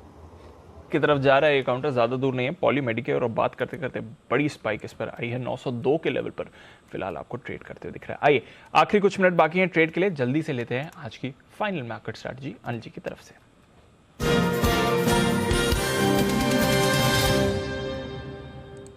सर, डाउ फ्यूचर्स की हालत थोड़ी और बिगड़ी है, अब 300 पॉइंट नीचे डाउ फ्यूचर्स ट्रेड कर रहे हैं। हमने ऑलरेडी फ्राइडे को 1000 पॉइंट की गिरावट डाउ में देखी है। नैस्डैक फ्यूचर्स अब आपको 1.25% नीचे दिख रहे हैं, 4% हमने फ्राइडे को लुढ़कते हुए दिखा था। डॉलर में ज़्यादा मूव नहीं आ रही है, हमारा रुपया जहाँ से खुला था वहाँ से तो काफ़ी मजबूत हुआ है, बट अदरवाइज ग्लोबल पिक्चर अच्छी नहीं दिख रही है। यूरोप भी 1.5 से 2% नीचे ही है इस समय। कच्चा तेल 101 पर है, क्या करके जाना है? फ्रेश पोजीशन न लॉन्ग साइड बनानी न शॉर्ट साइड बनानी। ओके, पहली चीज़ तो है कि आप 17,340 के नीचे बंद हो रहे हैं, तो क्लोजिंग कोई बहुत अच्छी तो है नहीं है। ठीक है, बिल्कुल ठीक है, निचले स्तरों पर नहीं बंद होकर बीच में बंद हो रहे हैं, और उसके सामने डाउ फ्यूचर्स आपके 300 पॉइंट नीचे, तो ऐसा तो कोई कंफर्ट ही नहीं है। ठीक है, हो सकता है डाउ फ्यूचर्स बढ़ जाएगा तो कल की कल देखेंगे। ऐसा कोई ओवरनाइट ट्रेडिंग पोजीशन रखने जैसा वो एडवेंचर करने जैसा मार्केट है नहीं। फिर भी जिनकी पोजीशन है 17,100 17,500, अगर आप शॉर्ट हैं 17,100 का पुट ले लें, लॉन्ग है 17,100 का पुट ले लें, शॉर्ट है 17,500 का कॉल ले लें, बस उतना काफ़ी है। इससे ज़्यादा मतलब 200 पॉइंट इधर 200 पॉइंट उधर से ज़्यादा की gap up gap down opening तो दिखती नहीं, उतनी भी नहीं होगी। सो अगर आपको कोई अनएक्सपेक्टेड मूव आ जाए, उसके लिए आपको अपनी वो करनी है हेजिंग, तो ये है तरीका। मैं बैंक निफ्टी के मुकाबले में ज़्यादा ख़राब है, 37,950 का आज लो बनाया है। अगर आपकी लॉन्ग पोजीशन है तो बैंक निफ्टी में पक्के तौर पर 38,000 का पुट रखना चाहिए। हाँ, हेज रखना ही चाहिए, क्योंकि अगर समझो, देखो दोनों चीज़ें दीप, आज 300 डाउ दिख रहा है, हो सकता है फ्लैट बंद हो जाए, हो सकता है 500-700 और गिर जाए, और हो सकता है कल के बाद रिकवरी, यू नेवर नो। ठीक है ना, बड़ा मूव भी आ सकता है, नहीं तो यहीं का देखो, अगर समझो कुछ नहीं हुआ, ऐसा कैसे ही बंद हो गया तो कोई बात नहीं, फिर कल कौन सा क्या फर्क पड़ जाएगा लंबा 50-100 पॉइंट ऊपर से। अभी का मार्केट ओवरनाइट रिस्क बढ़ाने जैसा नहीं है। अगर आप ठीक ठाक आइडिया नहीं लगा पा रहे हो तो फिर छोड़ दो उस चीज को। अगर आप लगा पा रहे हो तो आप करो भी। मैं मेरी बात कर रहा हूँ कि मैं नहीं लगा पा रहा हूँ, इसका मतलब ये नहीं कि सब नहीं लगा पा रहे। हो सकता है अगर आपको अंदाजा लग रहा हो कि कैसा अमेरिका रहेगा, क्योंकि अगर समझो 500-600 गिर गया तो कल फिर आप सीधा 1700 खुलोगे, 150, फिर क्यों जैसे। तो मैं तो इस तरह के, हमें तो ओपिनियन देनी है, बाकी जिसकी जो मर्जी करे। तो मेरे ख्याल से ऐसे मार्केट, ऐसे माहौल में आप या तो हेज रहे या पोजीशन ना रखें तो बेहतर है। हेज रहें, पोजीशन ना रखें, बेहतर है। ये है आनंद जी की राय। और 300 पर निफ्टी ने होल्ड कर लिया है, उसके ऊपर भी नहीं गया, उसके नीचे भी गया, 300 पर आपको हवर करते हुए दिख रहा है इस समय बाजार। तो चलिए, ये है व्यू जहाँ तक मार्केट के एक्शन का सवाल है। आज काफ़ी इंटरेस्टिंग डे रहा है वैसे। सारे के सारे आईटी स्टॉक्स में बड़ा ब्रेकडाउन आया और बाकी बाजार में तो आपने फिर भी थोड़ी हल्की फुल्की रिकवरी देखी है। आईटी में कहीं से भी आपको रिकवरी नहीं आते हुए दिखी है। और आईटी की हम बात कर रहे थे, एक बार टेक महिंद्रा के चार्ट पर जरा वागले साहब से राय ली जाए। वागले साहब क्या करेंगे टेक महिंद्रा पर? 1035 के लेवल पर क्लोजिंग की तरफ जा रहा है सर।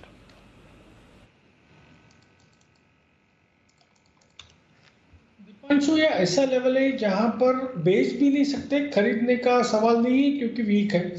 गैप डाउन खुला है लेकिन रिकवरी नहीं आ रहा है, तो थोड़ा वेट करना ठीक होगा। आज का हाई क्रॉस करेगा तो ये बाउंस बैक होगा, लेकिन वो फिलहाल दिख नहीं रहा है। लेकिन टेक महिंद्रा मुझे लगता है 1000 का एक स्ट्रॉन्ग सपोर्ट है, तो यहाँ पर शॉर्ट करने की भी मेरी सलाह नहीं होगी। तो शॉर्ट करने की तो सलाह नहीं है, सपोर्ट के आसपास है, बट थोड़ा wait and watch better strategy रहेगी। किरण जी, कोटक बैंक जब से इसका फुटसी इंडस्ट्रीज में वो एक्शन नहीं हुआ जो बाजार ने अनुमान लगाया था, थोड़ा वॉलेटाइल रहा है, उतार चढ़ाव काफी बना हुआ है। आज डेज लो के आसपास कोटक क्लोजिंग की तरफ जा रहा है सर, जरा राय दें इस पर। अभी भी ट्रेंड इंटैक्ट है। मेरा मानना है कि थोड़ा सा एक रेंज में अटका हुआ है। रेंज है 1800 1820 ऑन द लोअर साइड और 1900 1925 ऑन द हायर साइड। तो इसके बीचों बीच 1850 में ट्रेड कर रहा है। तो अभी कुछ ना करने की सलाह है, पर अगर 1800 के आसपास मिलता है तो बाय करना है। 1900 1925 के आसपास जाएगा तो बेचने की सलाह होगी। तो मेरा मानना है कि इस रेंज में ट्रेड कर रहा है, तो इस रेंज को के लेवल्स रिस्पेक्ट कर रहा है, तो उन लेवल्स पे आपको एक्शन लेनी होगी। जय, ब्रिटानिया पर टॉप गेनर है, सुबह से ही थोड़ा एक्टिव रहा है। ब्रिटानिया के चार्ट पर कोई व्यू? जय, सवाल आपके लिए है ब्रिटानिया पर। बिल्कुल, एफएमसीजी स्टॉक्स तो अच्छा कर ही रहे। जी, ब्रिटानिया का जहां तक सवाल है, मैं कहूंगा कि एफएमसीजी स्टॉक्स तो सही कर रहे हैं। और जहां तक ब्रिटानिया का सवाल है, तो मैं कहूंगा कि आज जो एक लेवल से रिकवर हुआ है 3600 के लेवल से थी, ये इंपॉर्टेंट है। मुझे तो ऐसा लग रहा है कि 3600 के लेवल से अगर होल्ड कर जाते हैं दीपांशु, तो यहाँ पे आपको लगभग 3850 से 4000 तक के भी लेवल्स आपको देखने मिलेंगे। तो स्टॉक पॉजिटिव लग रहा है मुझे तो। एंड आज की रिकवरी 3600 के लेवल से हुई है, that is very important. So risk reward definitely long side पर है यहाँ पे। रिस्क रिवॉर्ड लॉन्ग साइड पर है ब्रिटानिया के लिए। आज के बाजार में इसने अच्छी तरह से होल्ड आउट करा है। काफ़ी अच्छी मूव भी आपने ब्रिटानिया पर आती हुई देखी है। मैपमा इंडिया, सीई इन्फोसिस्टम्स, ये एक और काउंटर है कैश मार्केट से, जहां पर आपको अच्छी मूव दिखी है। चुनिंदा स्टॉक्स हैं जिन्होंने आज अच्छा होल्ड आउट करा, अच्छी आउट परफॉर्मेंस दिखाई है, बट ओवरऑल बाजार का मूड माहौल वीक ही आपको दिखाया। आइए फिर क्लोजिंग की तरफ चलते हैं। और मंडे थोड़ा मैनिक कर रहा, बट एटलीस्ट निचले स्तरों से रिकवरी के बाद बाजार उतने खराब क्लोज नहीं हो रहे जितना 1000 पॉइंट की ड्रॉप के बाद फ्राइडे को डर बना हुआ था। स्पेशली जो आज सुबह डाउ फ्यूचर्स भी ऑलमोस्ट 300 पॉइंट नीचे 1 पॉइंट पर दिख रहे थे। अभी भी 250 पॉइंट नीचे ही है डाउ फ्यूचर्स। हमारे बाजार 1.5% नीचे बंद होने के लिए तैयार। ब्रिटानिया, जिसकी बात चल रही थी, होल्ड आउट करा है अच्छी तरह। मारुति में अच्छी खरीदारी है। Asian Paints, Nestle, Tata Consumer, Coal India, Apollo Hospitals, HUL, ITC, M&M, Hero MotoCorp, Titan, consumption से जुड़े नेम्स, यहीं पर आपने सबसे ज़्यादा एक्शन देखा है। ऑटो काउंटर्स का अच्छा सहारा आपको आते हुए देखा है, बट यही कुछ पॉकेट्स ही बाजार की जिन्होंने होल्ड आउट किया है, क्योंकि उसके सामने आईटी सबसे कमजोर कड़ी। Take Mahindra, Infosys, Wipro, HCL take, TCS top 5 losers आपके लिए।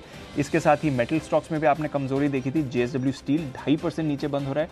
टाटा स्टील में भी आपने 2.5% की गिरावट देखी। हिंडाल्को टॉप लूजर था, ओपनिंग पर 5% वीक खुला था, उसके बाद थोड़ा संभला है, बट फिर भी आप 2% नीचे ही इसको क्लोज होते हुए देख रहे हैं। HDFC बैंक 1.5% की गिरावट इस काउंटर पर आपने देखी है। SBI, Kotak bank, ICICI bank, axis bank, ये सारे आपको फिसलते हुए दिखे हैं। HDFC बैंक के साथ HDFC लिमिटेड भी 1.25% नीचे था। बजाज फिनसर्व, बजाज फाइनेंस दोनों में आपने वीकनेस देखी है। SBI लाइफ, HDFC लाइफ ये दोनों भी आपके लिए काफ़ी कमज़ोर काउंटर से। इनफैक्ट ऑलमोस्ट 40 निफ्टी स्टॉक्स ऐसे हैं जो नेगेटिव टेरिटरी में आपको क्लोज होते हुए दिख रहे हैं। वायदा कारोबार की तरफ आइए, अगेन ऑटो और सीमेंट, यहाँ पर थोड़ा एक्शन था। एस्कॉर्ट्स 6% ऊपर था, इंडिया सीमेंट्स 4% ऊपर रहा। BHEL अच्छी खरीदारी रही, Coromandel, Jubilant foods, Tata chemicals, Syngene, Havells, Laurus labs, Marico, Pidilite, Lupin, Bharat electronics, यहाँ पर भी आपने पॉजिटिव एक्शन देखा। अच्छी खरीदारी इन काउंटर्स में रही। उसके सामने इन्फो एज 7.5% टूटकर ये काउंटर क्लोज हुआ है। कोफोर्ज 5% की गिरावट इस प्रति। सिटी यूनियन बैंक सुबह से ही कमजोर। IRCTC डेटा मोनेटाइजेशन प्लान इन्होंने किया है रद्द, स्टॉक में आई बड़ी गिरावट। बंधन bank, M&M financial, Concor, L&T take, इसके साथ ही L&T financial services, Godrej properties, Vodafone idea, GNFC persistent, siemens, Balrampur चीनी और HDFC AMC, साथ ही डेल्टा कॉप भी कुछ और काउंटर जहां पर आपको वीकनेस आती हुई दिखी। पॉली मेडिक्योर कैश मार्केट से सबसे एक्टिव काउंटर रहा, ऑलमोस्ट सर्किट की तरफ जा रहा था, 16% ऊपर ही आपको ये बंद होते हुए दिख रहा है। Mazagon Dock, Cochin Shipyard, Garden Reach Ship Builder सुबह से एक्टिव रहे। एजिस लॉजिस्टिक्स 10% ऊपर आपको बंद होते हुए दिख रहा है। कल्पतरू पावर ऑलमोस्ट 5% ऊपर था। MMTC कल आने वाले नतीजे, Aster DM health care, Suven pharma, Patanjali food, यहाँ पर आज एक इन्वेस्टर मीट भी थी, उससे पहले स्टॉक में अपने 4% की तेजी देखी है। TTK Prestige, Sapphire Foods, PCBL, RITES, Ratnamani Metals और CSB बैंक कुछ और काउंटर्स जहां पर आपको पॉजिटिव मोमेंटम दिखा। टाटा एलेक्सी 5% नीचे रहा ये counter. Paytm, Zomato, Route Mobile, इन तीनों में भी आपने बड़ी वीकनेस देखी है। ओपनिंग अच्छी नहीं थी, बट क्लोजिंग जिन लेवल से ओपन हुए थे और फिसले थे वहां से तो कहना पड़ेगा जी 17,300 के ऊपर निफ्टी क्लोज दे रहा है और बैंक निफ्टी भी 38,300 के ऊपर। मतलब ठीक है, क्लोजिंग इतनी उतने बड़ी नहीं है। आप देखो 17,340 का लेवल कहाँ क्लोज हुआ है? एग्जैक्टली 335 वही जाते हैं। लेवल देखो खुला कहाँ, 17,200, 175-200 की रेंज में। तो अच्छी मूव वहाँ पर भी आपको आती दिखी। इनफैक्ट अच्छी बात है कि उन्हीं लेवल्स पर बाजार क्लोज हो रहे हैं जहाँ पर आपको अहम सपोर्ट बाजार का बताया गया था। और अच्छी बात अनिल जी एक और है, निफ्टी पर तो आपने देखा है निचले स्तर से अच्छी रिकवरी। रुपया डेज हाई पर क्लोज हो रहा है, 18 पैसे रिकवर होकर रुपया क्लोज हो रहा है। तो जो एक बार डॉलर इंडेक्स की वीकनेस से दिखा था, रुपये ने भी सपोर्ट दिया है सर आज। उतना खराब नहीं जितना एक पॉइंट पे दिख रहा है। बिल्कुल ठीक बात है। तो अच्छी क्लोजिंग आज देखने को मिल रही है, कम से कम ये कह सकते हैं अगर आप नीचे झांक कर देखें तो आपको बुरा नहीं लगेगा। ओके, विदा लेने का वक्त है। कुणाल जी, राकेश जी, वागले साहब, आशु जी, सुमित जी, जय ठक्कर साहब और साथ ही साथ किरण जी, आप सभी मेहमानों का बहुत बहुत धन्यवाद, दिल से धन्यवाद आज हमारा साथ देने के लिए। क्लोजिंग शो में कल सुबह आएंगे, फिर आपसे मुलाकात करेंगे, बड़े एक्शन पैक दिन के साथ होंगे हम सब आपके साथ। तब तक मुझे और दीप को इजाज़त दीजिए, बने रहिए हमारे साथ। नमस्कार।